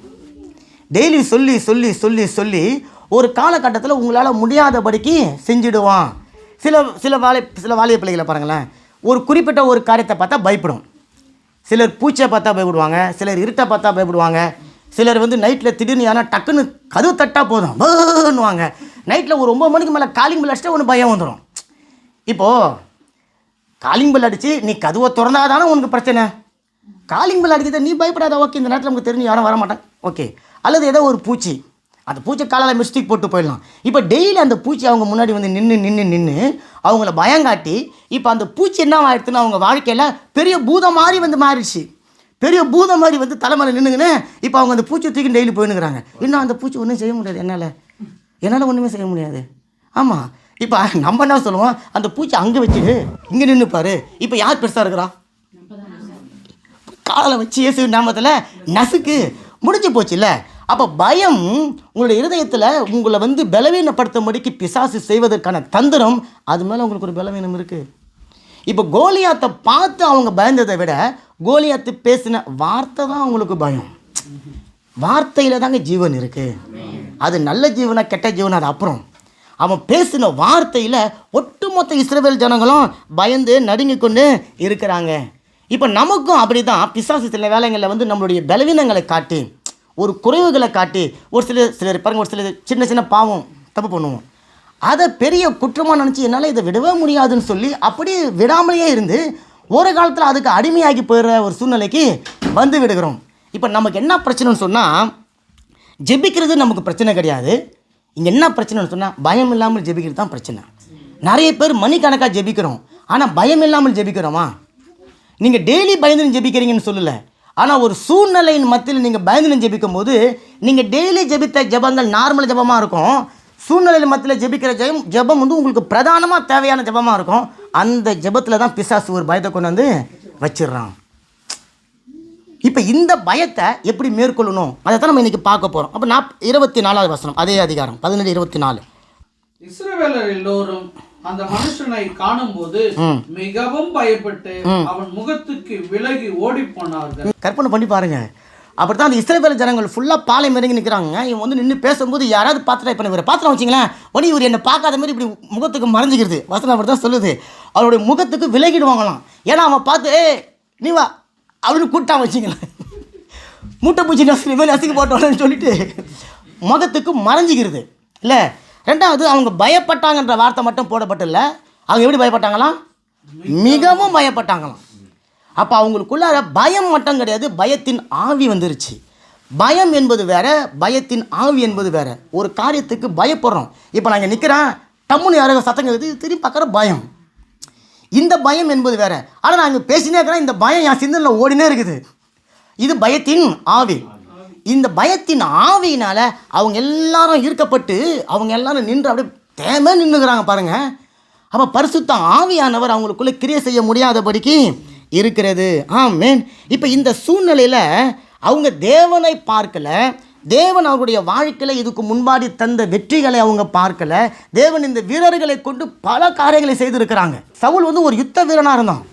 அவன் நிறைய யுத்தங்களை ஜெயிச்சிருக்கிறான், பல வெற்றிகளை அவன் பெற்று இருக்கிறான். இல்லை, சவுல் கொன்றதோ 1000 அப்படின்னா அவன் 1000 வெற்றி பெற்று இருக்கிறான். சவுல் 1000 முறை ஜெயிச்சிருக்கிறான், 1000 போரில் அல்லது 1000 யுத்தத்தில் போய் ஜெயிச்சிருக்கிறான். அந்த சவுளுடைய படை வீரர்கள் தான் ஒரே ஒரு கோலியாத்தை பார்த்து இப்போ பயந்து கொண்டு இருக்கிறாங்க. அப்படின்னு சொன்னால் இதுக்கு முன்னாடி 1000 முறை அவங்களுக்கு தேவன் ஜெயம் கொடுத்தார்ல, அந்த ஜெயத்தை அவங்க பார்க்கல. இதற்கு முன்பாக தேவன் அவர்களுடைய வாழ்க்கையில் அநேக சூழ்நிலையில் காப்பாற்றினார், அதை நினச்சி பார்க்கல. தேவன் செஞ்ச நன்மைகளை பார்க்கல. இப்போ அவங்களுடைய சிந்தனை எல்லாம் தேவன் என்கின்ற அந்த கான்செப்டையே மறந்துட்டு முன்னாடி நிற்கிற கோலியாத்து, எதிர்க்க நிற்கிற நான் அப்படின்னு சுருக்கிக்கிறாங்க. இப்போ அநேகருடைய வாழ்க்கையில் அப்படி தான். பிரச்சனைகள் மத்தியில், போராட்டங்கள் மத்தியில், பாடுகள் மத்தியில், தடைகளின் மத்தியில் ஒருத்தவங்க வேலையை வெற்றிலாம் விட்டுட்டு வந்து இங்கே உட்காந்துனுக்கிறாங்களே, இவங்களுக்கு கொடுப்பாங்களா? அப்போ இங்கே வந்திருக்கிற உங்களுக்கு எனக்கும் தான் தேவன் மனம் இறங்கி உங்களுடைய தேவைகளை சந்திக்க போயிடறனால கரைகளை தட்டுங்களா.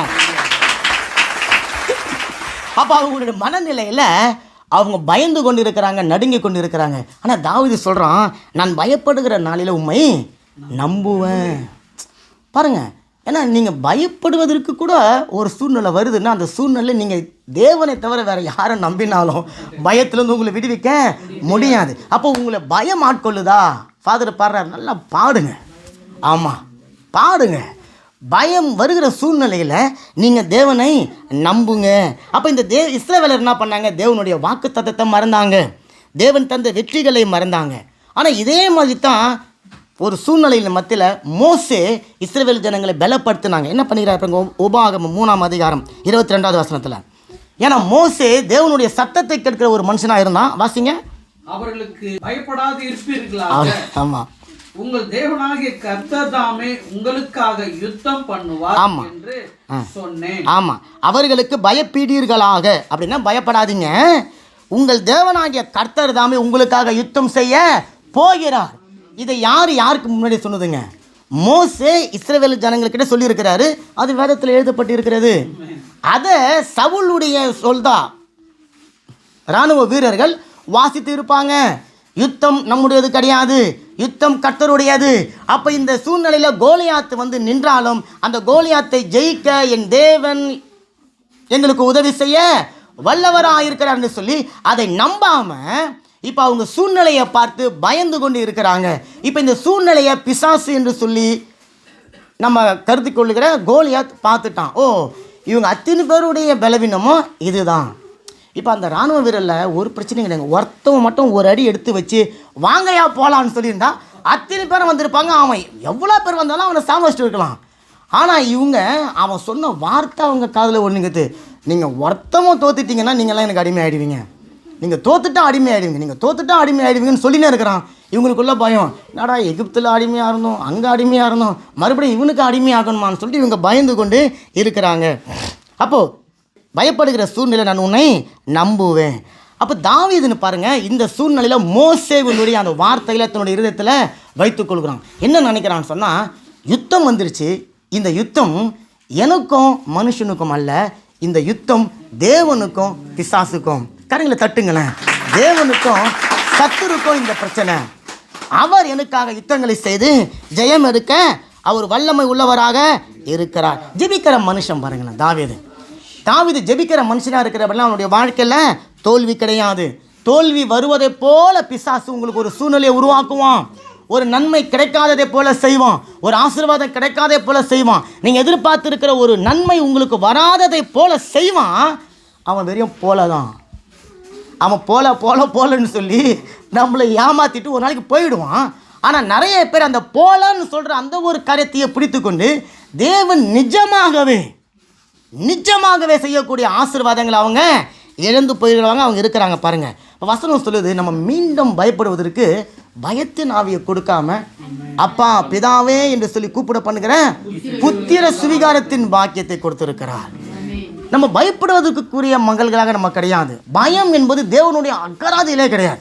பயம் என்ற வார்த்தைக்கு தேவனிடத்தில் அர்த்தமே கிடையாதுங்க. அப்படி இருக்கும்போது அவருடைய வித்துக்களாக இருக்கிற நம்முடைய வாழ்க்கையில் பயம் அப்படி என்கின்றது எங்கேருந்து வந்தது? அப்போ ஆண்டவர் சொல்கிறேன், உங்களுக்கு நீங்கள் மீண்டும் மீண்டும் பயந்து பயந்து நடுக்கி கொண்டு இருப்பதுக்கு நான் உங்களுக்கு பயத்தின் ஆவியை கொடுக்கல. மாறா எப்பெல்லாம் உனக்கு பயம் வருவதை போல தோன்றுதோ அப்பெல்லாம் நீ அப்பா பிதாவே என்று சொல்லி கூப்பிடு. அப்பா பிதாவே என்று சொல்லி கூப்பிடும் போது நான் என்னுடைய தைரியத்தினால உன்னை நிரப்புவேன், என்னுடைய வல்லமையினால நான் உனக்கு நிரப்புவேன். பயம் இருந்த இடத்துல இப்போ என்னுடைய அபிஷேகத்தில் உன்னை நிரப்புவேன். நீ எதை பார்த்து பயப்படுறியோ அதை நான் மேற்கொள்ள செய்வேன். நல்ல கரங்களை தட்டுங்க. நிறைய பேருக்கு பாருங்களேன், வசனங்கள் மனப்பாடமாக தெரியும், அதனால் ஒரு பைசா பிரயோஜனம் இல்லை. ஒரு பைசா உண்மையிலே பிரயோஜனம் கிடையாது. ஏன்னு சொன்னீங்கன்னா உங்களை விட என்னை விட வசனம் மனப்பாடமாக, அதனால் அவனுக்கு ஏதாவது ஒரு பிரயோஜனம் கேட்டா. அப்போ தேவனுடைய சத்தியங்களை மனப்பாடமாக தெரிஞ்சு வச்சு பேசும்போது அதிகாரத்தோடு வசனங்களோடு சொல்லுறதுனால ஒரு நன்மை கிடையாது. படித்ததை நம்மளை இருதயத்தில் நிறுத்தி வச்சு அதை வாழறதுனால தான் நமக்கு ஆசீர்வாதம். ஆமென். அப்போ நிறைய பேர் வசனங்களை மனப்பாடமாக சொல்லிடுவாங்க, ஆனால் சூழ்நிலையின் மத்தியில் அந்த வசனத்தை எடுத்து பயன்படுத்த தெரியாது. அதான் நீங்கள் சொன்ன பாருங்க, கத்தி. அந்த கத்தியை எடுத்து எப்படி வெட்டணும் என்றது ஒரு மனுஷனுக்கு தெரிலன்னு சொன்னால் அந்த மனுஷனுக்கு வாழைப்பழத்தை வெட்ட கத்தி கொடுத்தாலும் சரி, பெரிய காரியத்தை கொடுத்து கத்தி கொடுத்தாலும் அவன் வச்சு நின்று தான் இருப்பான். புரியுதுங்களா? அப்போ ஆண்டவர் சொல்கிறாரு, அப்போ சத்தியத்தை நீங்கள் வெறுமனே உங்களுடைய வாழ்க்கையில் நீங்கள் படித்து மனப்பாடம் பண்ணுவதனால எந்த விதமான யூஸும் உங்களுக்கு கிடையாது. அந்த சத்தியங்கள் உங்களுடைய வாழ்க்கையாக மாறணும், அந்த சத்தியம் உங்களுடைய செயல்முறையாக மாறணும், அந்த சத்தியம் உங்களுடைய உணவாய் மாறணும். அப்போ தான் அந்த சத்தியத்தை நீங்கள் சொல்லும் பொழுது அந்த சத்தியத்துக்கு ஒரு வேல்யூ இருக்கிறது. ஆமென். இல்லை இப்போ பிசாசுக்கிட்ட நின்று சாத்தான் சோதிக்க இயேசு விட்டுன்னு போகிறான். இயேசு புதுசாக எங்கேருந்தோ கண்டுபிடிச்சலாம் எதுவும் சொல்லலை. வேதத்தில் இஸ்ரவேல் ஜனங்கள் டெய்லி படிக்கிற வார்த்தை எடுத்து 4 வார்த்தை தான் பேசுகிறாரு. அந்த பிசாசு அவர்கிட்ட எதிர்த்து நிற்க முடியல, அவன் ஓடி போயிடுறான். அப்போ ஆண்டவர் சொல்ற பிசாசை எதிர்த்து நில்லுங்கள், அப்போது அவன் எப்படி ஓடி போவான்? ஆமாம், வசனத்தை நான் என்னுடைய வாழ்க்கையாக மாற்றும்போது, வசனத்தை என்னுடைய ஜீவனாக மாற்றும்போது, என்னுடைய உணர்வாய் மாற்றும்போது அந்த வசனத்தில் இருக்கிற ஜீவன் அந்த மனுஷனை, அந்த எதிரியை, அந்த பிசாசை அது தாக்குது, அவன் ஓடி போகிறான். அல்லேலூயா. அப்போ வாழ்க்கையினுடைய அனுபவமாக சத்தியம் மாறணும். ஆனால் இந்த ஜனங்கள் அந்த வசனத்தை ஒரு வசனமாக பார்த்தாங்க, அதை அவங்க வாழ்க்கையாக பார்க்காம இருந்தபடினால சூழ்நிலையின் மத்தியில் அவங்க சோர்ந்து போய் பயப்பட ஆரம்பிச்சிட்டாங்க. இப்போ அவங்களுக்கு வெற்றி கிடைக்க வேண்டிய வாய்ப்பு தள்ளி போய் கொண்டிருக்கிறது. அப்போ பயம் நம்மை ஆட்கொள்ளும் பொழுதெல்லாம் தேவனுடைய வார்த்தையின் மேலே, வசனத்தின் மேலே அதிகமாக தாகம். ஆமென். நீங்கள் அந்த வசனத்தை எடுத்து நீங்கள் வாசிக்க வாசிக்க சொல்ல சொல்ல உங்களை அறியாமலேயே உங்களுக்குள்ள ஒரு விசுவாசம் பெருகும். அந்த விசுவாசம் உங்களுக்குள்ள தைரியத்தை கொடுக்கும். ஆமென். எப்பெல்லாம் பிசாசு உங்களை பார்த்து முடியாது அப்படின்னு சொல்லுதோ அப்பெல்லாம் முடியும் அப்படின்னு சொல்லி வேதத்தில் எங்கெல்லாம் சொல்லப்பட்டுக்குதோ அந்த வசனத்தை எடுத்து நீங்கள் வாசிங்க. ஆண்டவர் சொல்கிற அந்நாளிலே நீங்கள் இடத்துல ஒன்றையும் கேட்க மாட்டீங்க அப்படின்னு சொன்னால் உங்களால் எல்லாம் முடியும். என்னை விசுவாசிக்கிற நான் செய்ததை செய்வான். அப்போ ஆண்டவர் சொல்ல நீ செய்வ, உன்னால் முடியும். நான் உன்னை பலவீனன் என்று சொல்லாமல் நான் உன்னை பலவான் என்று சொல்லுகிறேன். அப்போ நீ உன்னால் முடியும். ஆமென். நீ சோர்ந்து போகிறவன் கிடையாது, நான் உனக்கு பலன் கொடுத்து சத்துவத்தால் நிரப்புறேன். அப்போ உன்னால் முடியும். அப்போ இந்த வசனங்களை நீங்கள் சொல்லி சொல்லி சொல்லி பயம் உங்களை சூழ்ந்து கொள்கிற வேலையில் நீங்கள் சொல்லி பாருங்களேன், விசுவாசம் பெருகும். என்னால் முடியும், என்னால் செய்ய முடியும் என்று சொல்லி ஒரு நம்பிக்கை வரும். ஆனால் அந்த தீர்மானம் என்ன அடிப்படையில் கிடையாது, நான் வாசித்த என்னுடைய வேதத்தின் வார்த்தையின் அடிப்படையில். அல்லேலூயா, அல்லேலூயா. அதற்கு தேவனுடைய வார்த்தை நமக்கு ஜீவனாக இருக்கிறது, தேவனுடைய வார்த்தை நமக்கு சத்தியமாக இருக்கிறது. அந்த சத்தியத்தை கொண்டு உண்மைகளை நாம் தகர்த்தெறிய போகிறோம். அல்லேலூயா, அல்லேலூயா. அப்போ நம்ம பூமிக்குரிய ராஜ்யத்தில் இருக்கிறபடினால நீங்கள் பூமிக்குரியவனாக போராடி பரலோக ராஜ்யத்தினுடைய ஆசீர்வாதங்களை பெற்றுக்கொள்ளவே முடியாது. ஏன்னா பூமிக்குரிய ராஜ்யத்துக்கும் பரலோக ராஜ்யத்துக்கும் ஏணி வச்சா கூட எட்டாது. அப்போ பூமிக்குரிய மனுஷனாக இருந்து போராடி போராடி எதையை பெற்றுக்கொள்ள முடியாது. மாறா அப்பா பிதாவே நீங்கள் கூப்பிட்டீங்கன்னா இப்போ நீங்கள் பரலோக பிரஜையாக மாறிட்டீங்க. உங்களுடைய குடும்ப பெயர்கள் மாற்றப்பட்டு பரலோகத்துக்கு நான் சொந்தக்காரனாக மாறிடுறேன். நான் போராட தேவையில்ல, நான் ஜஸ்ட்டு போய் அதை எடுத்துக்கொண்டு வந்துட்டா போதும். இதை தாவீது அறிஞ்சான். அதனால தான் பயம் இல்லாமல் ஜெபிக்கிறேன். அது என்னென்னு பார்க்க போகிறோம். பயம் இல்லாமல் ஒரு ஜெபம் ஜெபிச்சான் பாருங்க. அந்த ஜெபம் அவனை விசுவாசத்தில் எழுப்பினது மாத்திரமல்ல, இஸ்ரவேல் ஒட்டுமொத்த ஜனங்களையும் விசுவாசத்தில் எழுப்பினது. அதுதான் தாவீதுனுடைய வாழ்க்கையில் ஒரு பெரிய மேன்மையை கொண்டு வந்து கொடுத்தது. எடுத்து வாசிங்க, ஏசாயா 41:10. பயப்படாதே, நான் உன்னுடனே இருக்கிறேன், திகையாதே, நான் உன் தேவன், நான் உன்னை பலப்படுத்தி உனக்கு சகாயம் பண்ணுவேன், என் நீதியின் வலகரத்தினால் உன்னை தாங்குவேன். ஆமாம், இங்கே வேத வசனம் சொல்லுது, ஆண்டவர் சொல்கிறாரு, நீ பயப்படாதப்பா, நான் யாரு கூட இருக்கிறேன்? உன் சத்துரு கூட நான் இல்லை, எதிரிக கூட நான் இல்லை. நீ பார்த்து பயந்து கொண்டு இருக்கிறீங்களே கோலியாத்து, நான் அவன் கூட இல்லை. ஏன்பா பெலிஸ்தியன் கூட நான் இல்லைப்பா, நான் வந்து உன் கூட இருக்கிறேன். இது தாங்க தேவன் உங்களுக்கு கொடுக்குற ஒரு அத்தாரிட்டி, ஒரு உரிமை. ஆமேன், இதுதான் சத்தியம். அப்போ ஆண்டவர் சொல்கிறாரு, நான் உன் கூட இருக்கிறேன். ஆமேன். இப்போ உன்னுடைய சூழ்நிலையின் மத்தியில் நான் இருக்கிறேன், உன்னுடைய பிரச்சனையின் மத்தியில் நான் உன் கூட இருக்கிறேன், உன்னுடைய பாடுகளின் மத்தியில் நான் உன் கூட இருக்கிறேன். ஆண்டவர் சொல்கிறாரு, நீ திகையாத, இந்த சூழ்நிலை நீ குழம்பி போயிடாத, நீ மனமடிவம் ஆயிடாத, நீ பலவீனமாக இருக்கிறது எனக்கு தெரியும், முதல்ல நான் உன்னை பலப்படுத்த போகிறேன். அதுக்கு என்னுடைய நீதியின் வலது கரத்தை நான் உனக்கு விளங்க பண்ண போகிறேன், நான் உனக்கு உதவி செய்ய போகிறேன். நல்லா கரங்களை தட்டுங்களேன், கரங்களை தட்டுங்களேன். தேவன் உங்கள் கூட இருந்து, தேவன் என் கூட இருந்து ஒரு காரியத்தை செய்வாருன்னு சொன்னால் அங்கே உங்களுக்கு தோல்வியே கிடையாது. தோல்வி வருவதை போல ஒரு சூழ்நிலையை பிசாசு உருவாக்குவான். ஆனாலும் தேவன் உங்களையும் என்னையும் தம்முடைய வலது கரத்தினால் அவர் பலப்படுத்துவார். அல்லேலூயா. இந்த வலது கரம் நிறுத்த அவருடைய ரைட் ஹேண்டு கிடையாது. வலது கரம் நிறுத்த அவருடைய வல்லமை, அவருடைய மகிமை, அவருடைய சகலவிதமான அதிகாரங்களை நமக்கு கொடுத்து நம்ம அவர் என்ன பண்ண போகிறாருங்க? பலப்படுத்த அவர் போகிறார். அப்போ எனக்கு வாக்கு தத்தம் தந்துருக்கிறாருங்க. நான் ஜெபிக்க போகிறேன், எனக்கு வாக்கு தத்தம் தந்துருக்கிறார். அந்த வாக்கு தத்தம் மாறவே மாறாது. அந்த வாக்கு தத்தத்தை நான் அப்படி எடுத்துக்கொண்டு என்னுடைய சமூகத்துக்கு, தேவனுடைய சமூகத்துக்கு போகிறேன். பரலோகம் உங்களுக்கு அந்த வாக்கு தத்தத்தின் மேன்மை தெரியுதோ தெரியலையோ, பரலோகத்துக்கு அந்த வாக்கு தத்தத்தின் மேன்மை தெரியும். காரணம், அந்த வாக்கு தத்தத்திற்காக இயேசு சிந்தின ரத்தம் பூமியில் பரிந்து பேசி கொண்டு இருக்கிறது. அப்போ அந்த வாக்கு தத்தத்தை எடுத்துக்கொண்டு நீங்கள் போகிறீங்க. போகும்போது அப்பா வந்துடுறாரு. இப்போ அப்பாவும் நீங்களும் சேர்ந்து அந்த வாக்குத்தத்தத்தை அறிக்கை பண்ணும்போது பரலோகம் திறக்கிறது, உங்களுக்கு உதவிகள் வருகிறது, ஒத்தாசைகள் வருகிறது, உங்களுக்கு ஆசீர்வாதங்கள் வருகிறது, நன்மைகள் வருகிறது, உங்களுடைய வாழ்க்கைகள் செழிப்பாக மாறுகிறது. எந்த சூழ்நிலை வந்தாலும் சரி, என்னை அவர் தவற விட மாட்டார். அவர் கையிலிருந்து என்னை பறித்து கொண்டு போக ஒருவனுக்கும் முடியாது. செங்கடல் முன்னே நிற்கிறாங்க, ஜனங்களுக்கு போக்கிடம் கிடையாது, திரும்பினாங்கனாக்கா மடிஞ்சு போயிடுவாங்க. பயம், எதிர்காலத்தில் குறித்த ஒரு பயம் நின்று கொண்டு இருக்கிறாங்க. மோசேவை போய் நெருக்கிறாங்க, மோசே போய் கதறான். ஆண்டவர் சொல்கிறார், என்கிட்ட ஏன் நீ கதற? என்னுடைய வலது கருத்தை நான் உனக்கு கொடுத்துருக்கிறேன், நான் உனக்கு சகாயம் பண்ணியிருக்கிறேன், என் வாக்கு தத்தம் உன் கையில் இருக்குது, எடுத்து நீ நீட்டுன்னு சொல்கிறாரு. வாக்கு தத்தத்தை நீட்டுறான். உலகத்திலேயே செய்ய முடியாத ஒரு அற்புதம், செங்கடல் திறக்கிறது. அவர்கள் கட்டாந்தரில் நடக்கிறதை போல நடக்கிறார்கள். இதை பார்த்து எகிப்தியர்கள் துணிந்தார்கள். ஒரு வசனம் இருக்கு, அவங்க துணிந்தாங்களாம். அவங்களே போயிட்டானுங்க அடிமைங்க. நான் போவேன்னு சொல்லிட்டு அவன் போனான். ஆண்டவர் சொல்றார், வேதம் சொல்லுது, அல்லேலூயா, அவர்கள் மேல ஜலம் வந்து குமிந்து அத்தனை பேரையும் மரித்து போக செய்தது. அதுதான் நம்முடைய தேவனுடைய வலது கரத்தினுடைய மேன்மை. எல்லாரையும் சுற்றி நின்று கொண்டிருந்த இஸ்ரவேல் எல்லாரையும் பயம் சூழ்ந்து கொண்டிருக்கிறது. தாவீதை மாத்திரம் ஜெயம் சூழ்ந்து கொண்டிருக்கிறது. நல்ல கரங்களை தட்டுங்களேன். இதை நான் வாசிக்கும் போது அவ்வளோ எனக்குள்ள ஒரு பெரிய சந்தோஷம். எல்லாருக்கிட்டையும் பயம் இருக்குங்க. இராணுவ வீரர்கள், யுத்தங்களை செய்தவர்கள், பராக்கிரமசாலிகள். இவன் ஆடு மேய்ச்சி நின்றுக்கிறான், சாப்பாடு எடுத்துன்னு போனான், சண்டையை பார்த்தது கிடையாது, யுத்தத்தை பார்த்தது கிடையாது, கத்தியை பிடிச்சது கிடையாது. அவனுக்கு தெரிஞ்சதெல்லாம் ஒரு ஆடு வரும், அந்த ஆட்டை சிங்கம் தாக்க வரும், கரடு தாக்க வரும், அது கூட போராடி ஜெயிக்க கற்றுக்கொண்டு இருந்தான். அவன் போய் நிற்கிறான். தேவன் அவனுக்குள்ளே தன்னுடைய ஜெயத்தை இறக்கி வைக்கிறார். கரங்களை தட்டுங்களேன். பரலோகம் அப்படி தாங்க உங்களை பார்க்கும். துணிந்து காலை எடுத்து வைக்கிற ஒரு மனுஷன் மேலே பரலோகம் ஜெயத்தை அப்படியே இறக்கி வைக்கிறது பாருங்க. அவனுடைய வாழ்க்கையில் தோல்வி இல்லை. நீங்கள் காலை எடுத்து வச்சு தேவனுடைய சமூகத்துக்கு வர வேண்டியதான் அவனுடைய வேலை. தேவனுடைய ஆலயத்துக்கு நீங்கள் வருவதற்கு எதுவுமே நம்மளை தடை பண்ணக்கூடாது. எப்போ நீங்கள் தடை பண்ணப்பட்டு தேவனுடைய ஆலயத்துக்கு நீங்கள் வருவதற்கு தடை பண்ணப்படுறீங்களோ அன்னைக்கு ஆசீர்வாதம் தடை பண்ணப்படும். அங்கே பாருங்களேன், தாவீதுக்கிட்ட ஒரு விசேஷித்த ஜெயம் இறங்கி வந்தபடினால அவன் ஒரே ஒரு ஜெபத்தை செய்ய போகிறான். நீங்கள் எத்தனை முறை படிச்சிருப்பீங்க, இது உங்களுக்கு ஜெபம்னு தெரியாது. இப்போ நான் விளக்குறேன். 45, 46.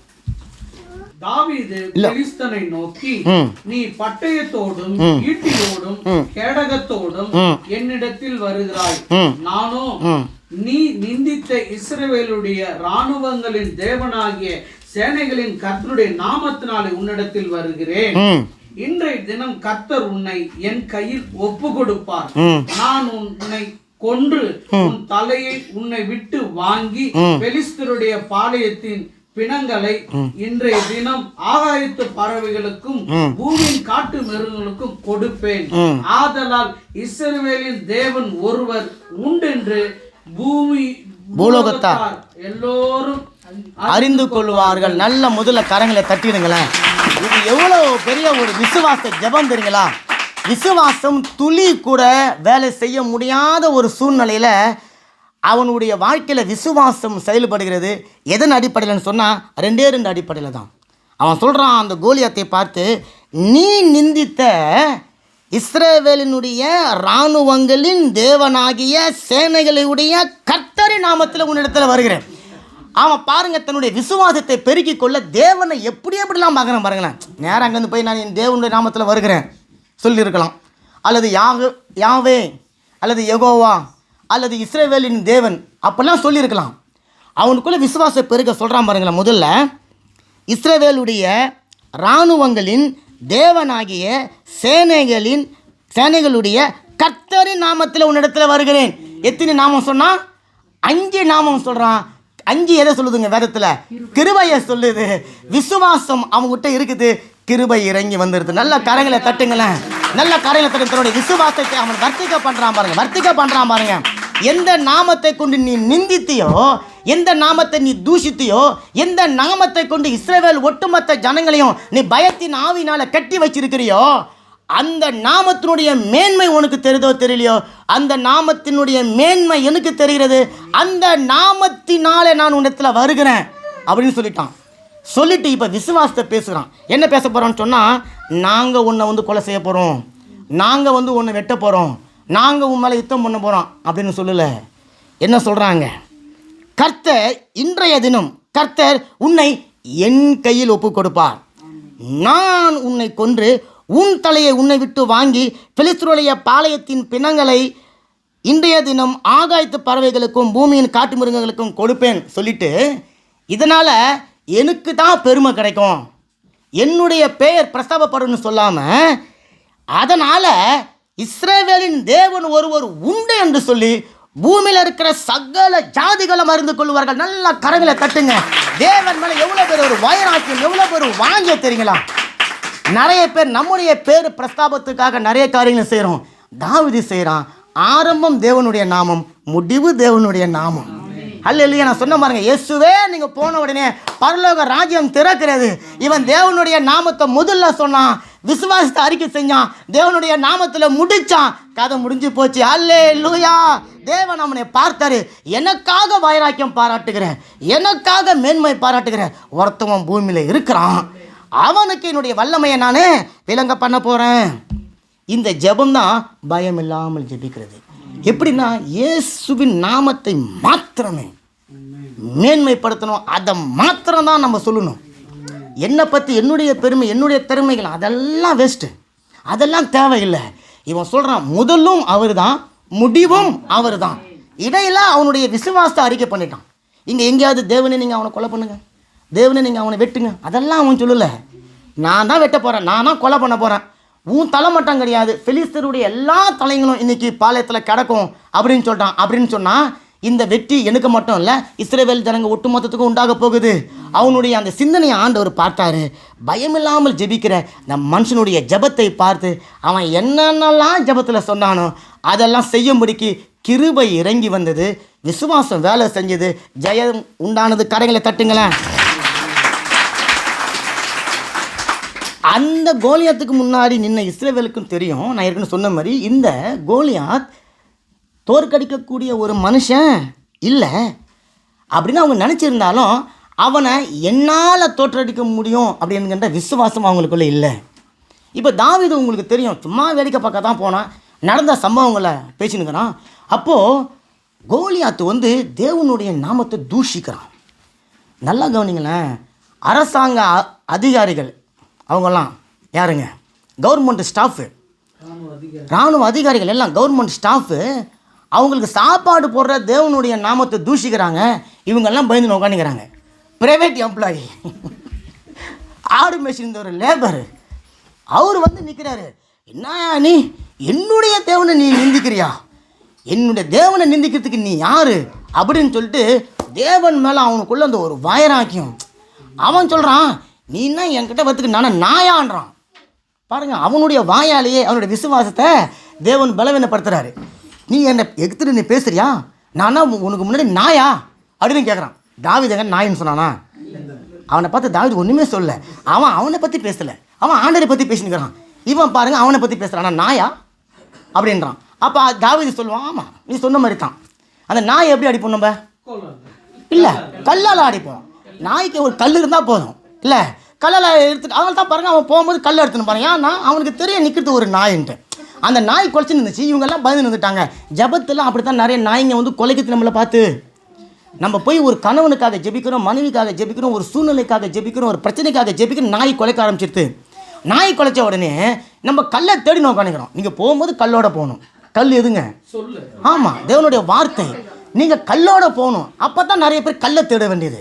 கல்லை கண்டால் நாயை காணா, நாயை கண்டா கல்லை காணா. அதெல்லாம் அங்கே. இங்கே அப்படி கிடையாது. நாயும் உங்களுக்கு தெரியணும், கல்லும் உங்களுக்கு தெரியணும். அப்போ தான் கரெக்டாக நாயை நீங்கள் அடிக்க முடியும், நாயே ஓடி போகும். ஆமேன். இப்போ நிறைய பேருடைய ஜெபத்தில் நாய்கள் கொலைக்க ஆரம்பித்த உடனே இவங்களுக்கு என்ன வந்துடுத்துங்களாம்? பயம் வந்துடுத்து. பயத்தினால சோர்ந்து போயிடுறோம். ஆமேன். இப்போ அவனுக்குள்ளே நான் சொன்ன விசுவாசம் இருக்குது, கிருபை வந்ததுன்னு சொன்னால், அதே போல் தான் உங்களுடைய வாழ்க்கையில், என்னுடைய வாழ்க்கையில் ஜெபம் விசுவாசத்தினால நீங்கள் ஏறெடுத்தாலும் கிருபை வந்து உங்களை சந்திக்கணும். கிருபை சந்திக்கும் போது தான் விசுவாசமும் கிருபையும் சேர்ந்து பரலோக ராஜ்யத்தில் இருக்கிற காரியங்களை பெற்றுக்கொள்ள முடியும். இப்போது உங்களுக்கு சுகம் வேணும், விசுவாசத்தினால தான் முடியும்.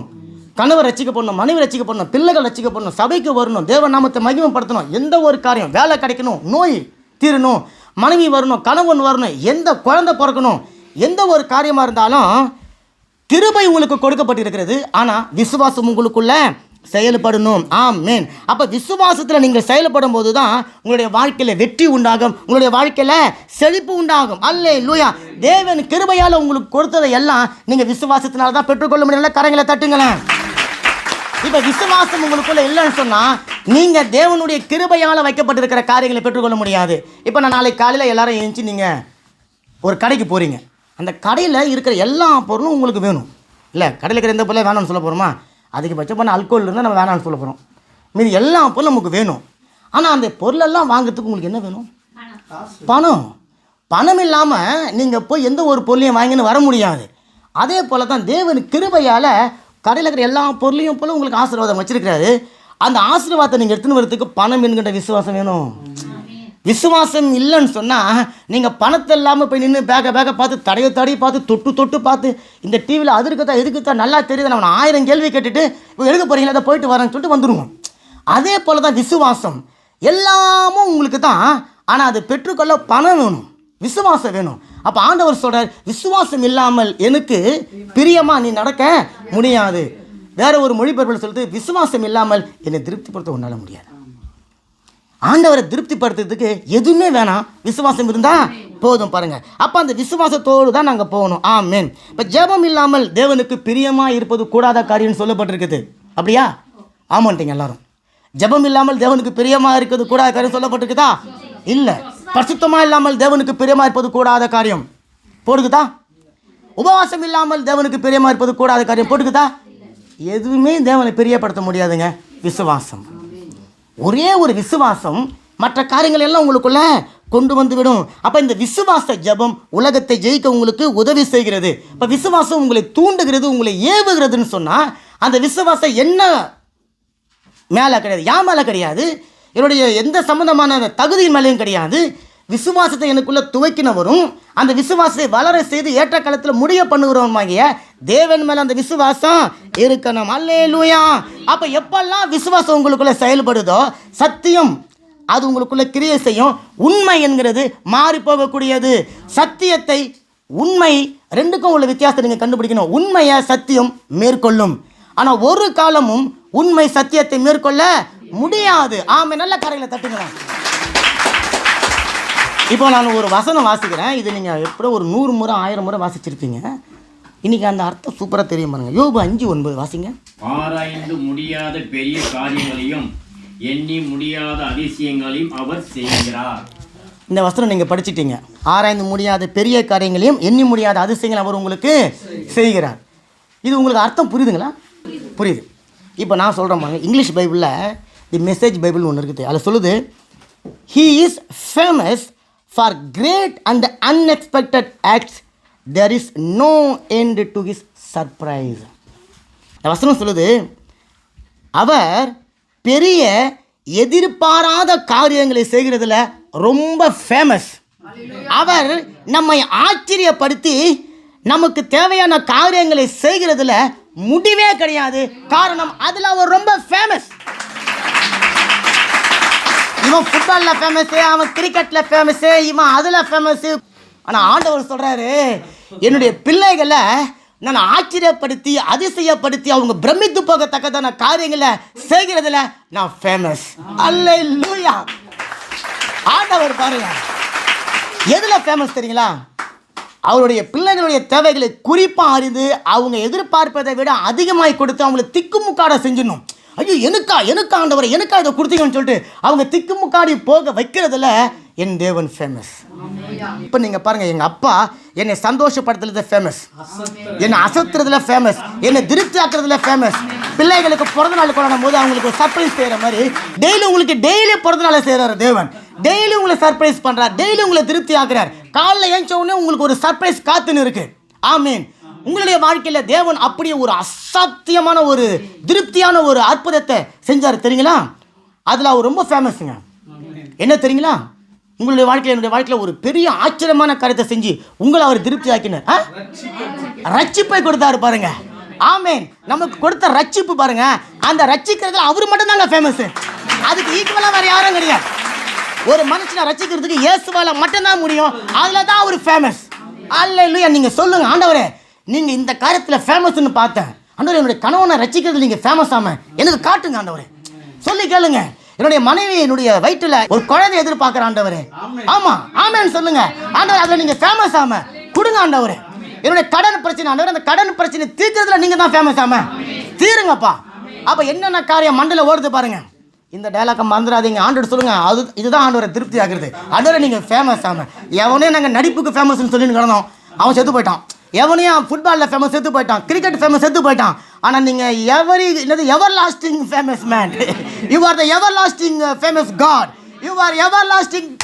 சொல்லுங்கப்பா, கடையில் கட்டுங்கப்பா. அவர் தான் ஃபேமஸாக இருக்கிறார். அல்லேலூயா. அப்போ இஸ்ரவேல் ஜனங்கள் பாருங்களேன், வெற்றியை எதிர்பார்த்து கொண்டு இருக்கிறாங்க. வெற்றியே கிடைக்காத இடத்துல தாவீதுக்கு ஒரு வெற்றியை கொடுத்து அவனை உயர்த்துகிறதுல அவர் ஃபேமஸ்ன்னு காட்டினாரு. அதுக்கு அவனுக்குள்ள ஒரு விசுவாசம் இருந்தது.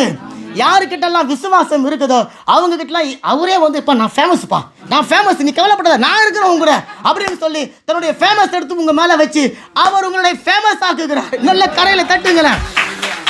அல்லேலூயா. இஸ்ரவேல் ஜனங்கள் பாருங்களேன், அவங்க கையில் இருந்த ஆயத்தை நம்பினாங்க, வீட்டில் படுத்துன்னு இருந்த சவுலை நம்பினாங்க, கோலியாத்து மாம்ச மலையை நம்பினான், தாவீது ஃபேமஸான தேவனை நம்பினான். கரையில் தட்டுங்கள. அவனுக்கு தெரியும் என்கிட்ட இந்த சின்ன கல் இருக்குது, அவன் வர நாயின்னு சொல்லிட்டான். அந்த நாயை அடிக்கிறதுக்கு பெரிய கத்தி வேணாம், கல் இருக்குது. அவனுக்கு விசுவாசம் என்ன தெரியுங்களா? ஆண்டவரே நீங்கள் ஃபேமஸ். எப்படின்னா அந்த மாம்ச மலையை பார்த்து இந்த கல்லை நான் அடிப்பேன். இந்த கல் அவனுடைய உருவத்தில் எங்கே பலவீனம் இருக்குதோ அந்த பலவீனத்தை போய் தாக்கி அவனை அழித்துப்பட நீ ஃபேமஸ்ன்னு நான் நம்புகிறேன், அதை நீங்கள் செய்யுங்கன்ட்டான். இப்போ அந்த கல்லை சுற்றினா அவன் அடித்தான். அவன் எங்கேயும் நெத்தியெல்லாம் பார்த்து அடிக்கலை, அவன் கல்லை தூக்கி அடித்தான். ஆண்டவருக்கு தெரியும் அந்த கல் அவருடைய வார்த்தை எங்கே பலவீனங்கத்தோ கரெக்டாக அந்த இடத்துக்கு டைரெக்ஷனை மாற்றி விட்டார். நேராக போய் நெத்தியில் பட்டுச்சு, தான் ஒரு ஃபேமஸ்ன்னு சொல்லி காட்டினார். அவன் எப்படி சொன்னான், நான் உன்னை கொண்டு போடுவேன்னு சொன்னான். அவன் கீழே விழுந்தான். அவன் கத்தியை தூக்கிறதுக்கு அத்தனை பேர் கஷ்டப்பட்டாங்க. தாவீது அந்த கத்தியை தூக்கி அவன் தலையை ஒரே போட்டுட்டான். இப்போ அவனுக்கு தெரியும் என்னுடைய காட் எவ்வளோ பெரிய ஃபேமஸ் தெரியுங்களா? உங்களுக்கு தெரியுமா உங்கள் இயேசு ஃபேமஸ்ன்னு சொல்லிட்டு? அப்போ உங்கள் இயேசு ஃபேமஸ்ன்னு சொன்னால் புலம்பக்கூடாது, கவலைப்படக்கூடாது, பாருங்கள், நம்ம மனசத்தில் வாழ்கிறோம் தான், திடீர்னு ஒரு சின்ன ஒரு பலவீனம் வரும் தான். ஆனால் நான் ஃபேமஸ் கிடையாது, நான் ஜீரோ. ஆனால் என் கூட ஃபேமஸ் இருக்கிறாரு அல்ல, அவரை தூக்கி குத்துங்க இதயத்தில், நீங்களும் ஒரு நாளைக்கு ஃபேமஸ். அல்லேலூயா. ஒட்டுமொத்த இஸ்ரவேல் ஜனங்களும் எதிர்பாராத ஒரு வெற்றியை தாவீது எதிர்பார்த்தான். ஏன்னா தேவனுடைய மேன்மை அவனுக்கு தெரிஞ்சது. அவர் ஃபேமஸான ஒன்று அறிஞ்சிக்கணும். நான் எதிர்பாராத நேரத்தில் என்னை ஒரு ஆச்சரியமான காரியம் செஞ்சு என்னை அவர் திக்குமுக்காட வைக்கிறதுல அவரை தவிர ஃபேமஸ் வேறு யாரும் இல்லைன்னு நினச்சி ஒரு கல் எடுத்தான், அவன் அடித்தான். ஏன்னா பிசாசு உங்களை தாக்குறது எங்கங்க? உங்கள் பலவீனத்தில். இப்போ அவனுக்கு ஒரு பலவீனம் இருந்தது, அவன் எல்லாத்தையும் மூடனான், நெத்தியை திறந்து விட்டான். ஆண்டவர் பார்த்தா, எல்லாத்தையும் முடினியா, எனக்கு ஒரு சின்ன தூசி கிடச்சா போதும். கரெக்டாக அந்த கல் போய், ஆமாம் 40 நாள் பயத்தை உண்டாக்கணுவன் 4 செகண்டு தான். அவனுடைய வாழ்க்கையில் ஒரு பயத்தை என் தேவனால் உண்டாக்கும். எல்லாரும் வெற்றி கிடைக்காம பயம் நிரம்பி இருந்தது. தாவீதுக்குள்ள மட்டும் பயம் கிடையாது, அவனுக்குள்ள வெற்றி ஜெயம் அது அவனை நிரம்பி இருந்தபடினால பயம் இல்லாதவனாக தனி ஆளா சின்ன பையன் 17 வயசு பையன் போய் நின்று பெரிய மாம்ச மலையை பார்த்து பேசுகிறான். அந்த மாம்ச மலையும் அவனை பார்த்து பேசுது. ஆமேன். ஆண்டவர் சொல்கிறார், நீ விசுவாசத்தோடு இந்த மலையை பார்த்து, அதான் தாவீது சொல்கிறான், நீ மாம்ச மலையாக இருக்கலாம், என்கிட்ட வார்த்தை இருக்குது, நான் அடித்தா நீ பேர்ந்து போயிடுவேன்னு சொல்லிட்டு விசுவாசிக்கிறான். அல்லேலூயா. அப்போ இன்றைக்கு உங்களுடைய வாழ்க்கையில், என்னுடைய வாழ்க்கையில் விசுவாசம் ஒரு பக்கம் இருக்கணும், அந்த விசுவாசத்தை விட எதிர்பார்ப்பு ஒரு பக்கம் இருக்கணும். ஆமேன். தாவீதுக்குள்ள விசுவாசம் இருந்தது, அவன் எதிர்பார்க்க ஆரம்பித்தான். என்ன தெரியுங்களா? என் தேவன் தம்முடைய ஃபேமஸ், அவர் சில காரியங்களில் ஸ்பெஷலிஸ்ட்டுங்க. அவர் இல்லை, எல்லா டாக்டரும் இருக்கிறாங்க, சில டாக்டருக்கு மட்டும் ஒரு ஸ்பெஷலிஸ்ட்டு. என் தேவன் குழந்தை இல்லாதவங்களுக்கு குழந்தை கொடுக்கறதுல ஃபேமஸ். அதை சொல்லுங்க, நீ பௌர்ணமி கிடையாது, நீ எந்த நாளில் வந்தாலும் அவர் உன்னுடைய பேயை ஓட்டுறதுக்கு அவர் ஃபேமஸாக இருக்கிறார். நான் ஒரு கருவி தான் இல்லை, நான் அப்படி கையை நீட்டுறேன், ஆண்டவர் செய்கிறார், எந்த ஊழியக்காரனும் இருந்தாலும் சரி. ஆனால் சொல்லும்போது இவங்கள தான் சொல்கிறாங்க, இதில் இவர் ஃபேமஸ், இவர் ஃபேமஸ், இவர் தீர்க்கதரிசனம் ஃபேமஸ். ஆனால் இதெல்லாம் எங்களுக்கு வேணாம், எங்களுக்கு ஃபேமஸே ஃபேமஸ் தான், ஃபேமஸே எங்களுக்கு ஃபேமஸ் தான். அல்லேலூயா. பாருங்க, ஒரு சின்ன கூழாங்கல், அதை வச்சு ஒரு மனுஷனை சாகடிக்க முடியும்னு சொல்லிட்டு உங்களால் என்ன நம்ப முடியுமா? அதுலேயும் சாதாரணமாக நீங்கள் இங்கே நின்று ஒரு பைய கல்லுக்கு அடிச்சு சாவடிக்க திரும்புது வேறு ஒரு மாம்சம் மேலே பயமே அங்கே அப்படி விசுவாசமாக நின்று நிற்குது. எல்லாருடைய இடத்துல பயம் விசுவாசமாக மாறி போய் நின்று நிற்குது. எல்லாம் தேம முடிச்சுன்னுக்குறாங்க. இவன் போய் இவங்க கூட அவங்க அண்ணனுங்கெல்லாம் திட்டுறாங்க. இவன் என்ன பண்ணுறான், எனக்கு இதெல்லாம் தேவை கிடையாது, ஃபேமஸ் என் கூட கற்று நான் போகிறேன் அப்படின்ட்டு போய் இந்த கல்லை தூக்கி அடிக்கிறான். இவனுடைய எதிர்பார்ப்பு என்ன தெரியுங்களா? நான் இந்த கல்லை அடிப்பேன், இந்த கல் வெறுமனே எங்கும் போயிடாது, எங்கும் போயிடாது, நான் அடிப்பேன், அவன் உடம்புல எங்கேயாவது படட்டும். ஆனால் அந்த இடம்தான் என் தேவன் அவனுடைய சாவுக்கு வச்சிருக்கிற பலவீனம். அப்போ பாருங்கள், வார்த்தையை நீங்கள் சொல்லும் பொழுது நீங்கள் எதிர்பார்க்குறீங்களோ எதிர்பார்க்கலையோ தேவன் எதிர்பார்க்குறார். தாவீது கல்லை எடுத்து அடிக்கிற வரைக்கும் தேவன் காத்துன்னு இருந்தாருங்க. அவருடைய ஃபேமஸை வெளிப்படுத்த காத்துன்னு இருக்கிறார். ஒருவேளை தாவீது நினச்சின்னுக்கிறான், எதிர்பார்க்குறான், கல்லை எடுத்து அடிக்கலன்னு சொன்னால் ஆண்டவரால் ஒன்றும் செஞ்சிருக்க முடியாது. ஆண்டவர் பார்க்குறாரு. அந்த இடத்துல தாவீது கூட ஆண்டவர் இருக்கிற கற்பனை பண்ணுங்க. ஆண்டவர் சொல்ல, எப்போ அட்ரான்ட்டார் எடுத்து கல்லை அடிக்கிறான். அப்போ அவனுடைய எதிர்பார்ப்பு ஒரு இப்போ கல்யாணம் பண்ணோன்னே ஒரு கல்யாணம் பண்ணி இருக்கிறாங்க. அவங்களுக்கு இன்னும் என்ன வரும், வயிற்றில் ஒரு குழந்தை வரணும். குழந்தை உண்டானோடனே அவங்களுக்கு ஒரு விசுவாசம் வந்துச்சு. என்னது, குழந்தை உண்டாயிடுச்சு, விசுவாசம் வந்துருச்சு. இப்போ அந்த விசுவாசம் மட்டும் போதாது, இப்போ அவங்களுக்குள்ள எதிர்பார்ப்பு இருக்கணும். என்னென்னா, எப்போ அந்த குழந்தை வெளியே வரும், எப்போ இந்த பூமியை பார்க்கும், எப்போ என்னை அம்மான்னு சொல்லும், என்னை எப்போ அப்பான்னு சொல்லும். இந்த எதிர்பார்ப்பு அந்த அம்மா கிட்ட இருக்கும். அதனால தான் அவ்வளோ வேதனை, அவ்வளோ வருத்தம், அவ்வளோ வலி. அந்த குழந்தை பெக்கிற வரைக்கும் மரணம், அந்த குழந்தை வெளியே வந்தோடனே ஜீவன், அதுக்குள்ள சந்தோஷம். அந்த சந்தோஷத்தை நீங்கள் எந்த காசு கொடுத்தா கூட அதை பெற்றுக்கொள்ள முடியாது. அதுதான் ஜெபம். ஒவ்வொரு ஜெபத்துக்கும் பதில் கிடைக்கிறது ஒரு அம்மா குழந்தையை பெற்று எடுக்கிறதுக்கு சமம். அப்போது அந்த ஜெபத்தை ஒரு எதிர்பார்ப்போடு நீங்கள் செயல்படணும். அப்போ எதிர்பார்ப்பு தாவீதுக்குள்ளே இருந்தது. அவன் பயந்து கொண்டு இருக்கிறாங்க, இவங்கிட்ட பயம் இல்லை, விசுவாசம் இருந்தது. அது மாத்திரம் இல்லை, எதிர்பார்க்குறான். நிறைய பேர் ஜெபத்தில் எதிர்பார்க்கறது கிடையாது. நான் எதிர்பார்த்து கொண்டு ஒரு காரியத்தை செய்யும்பொழுது என் எதிர்பார்ப்பை பூர்த்தி செய்து என்னை திக்குமுக்காட வைக்கிறதுல அவர் யாருங்க? கரைகளை தட்டுங்க, அவர் தாங்க ஃபேமஸ். எதிர்பாராத நேரத்தில், எதிர்பாராத விதத்தில், எதிர்பாராத ஆசீர்வாதத்தை உங்களுக்கு கொடுத்து, என்னை கொடுத்து அவர் திக்குமுக்க ஆடுகிறதுல ஃபேமஸ். ஒரே ஒரு வசனம், எபிரேயர் 10:35 நான் வாசிக்கிறேன் பாருங்களேன். ஆகையால் மிகுந்த பலனுக்கு ஏதுவான உங்கள் தைரியத்தை விட்டு விடாதிருங்கள். இப்போ தைரியத்தை விட்டு விடாதீங்கன்னு சொன்னால் பயப்படாதீங்க. நீங்கள் பயப்படாதீங்க. அதிக பலன் உள்ள ஒரு காரியம்தான் உங்களுடைய தைரியம். அதை நீங்கள் விட்டு விடாதீங்க. அன்றைக்கி அத்தனை பேர் இருந்தாங்க, யாருக்குள்ளேயும் தைரியம் இல்லை. தாவீதுங்கிற ஒரே ஒரு பையன்கிட்ட தைரியம் இருந்தது பாருங்கள். அந்த தைரியம் அவனுக்குள்ள மிகுந்த பலனுள்ளதாக மாறினபடினால அவன் போனான், அவன் வெற்றியை பெற்றுக்கொண்டான்.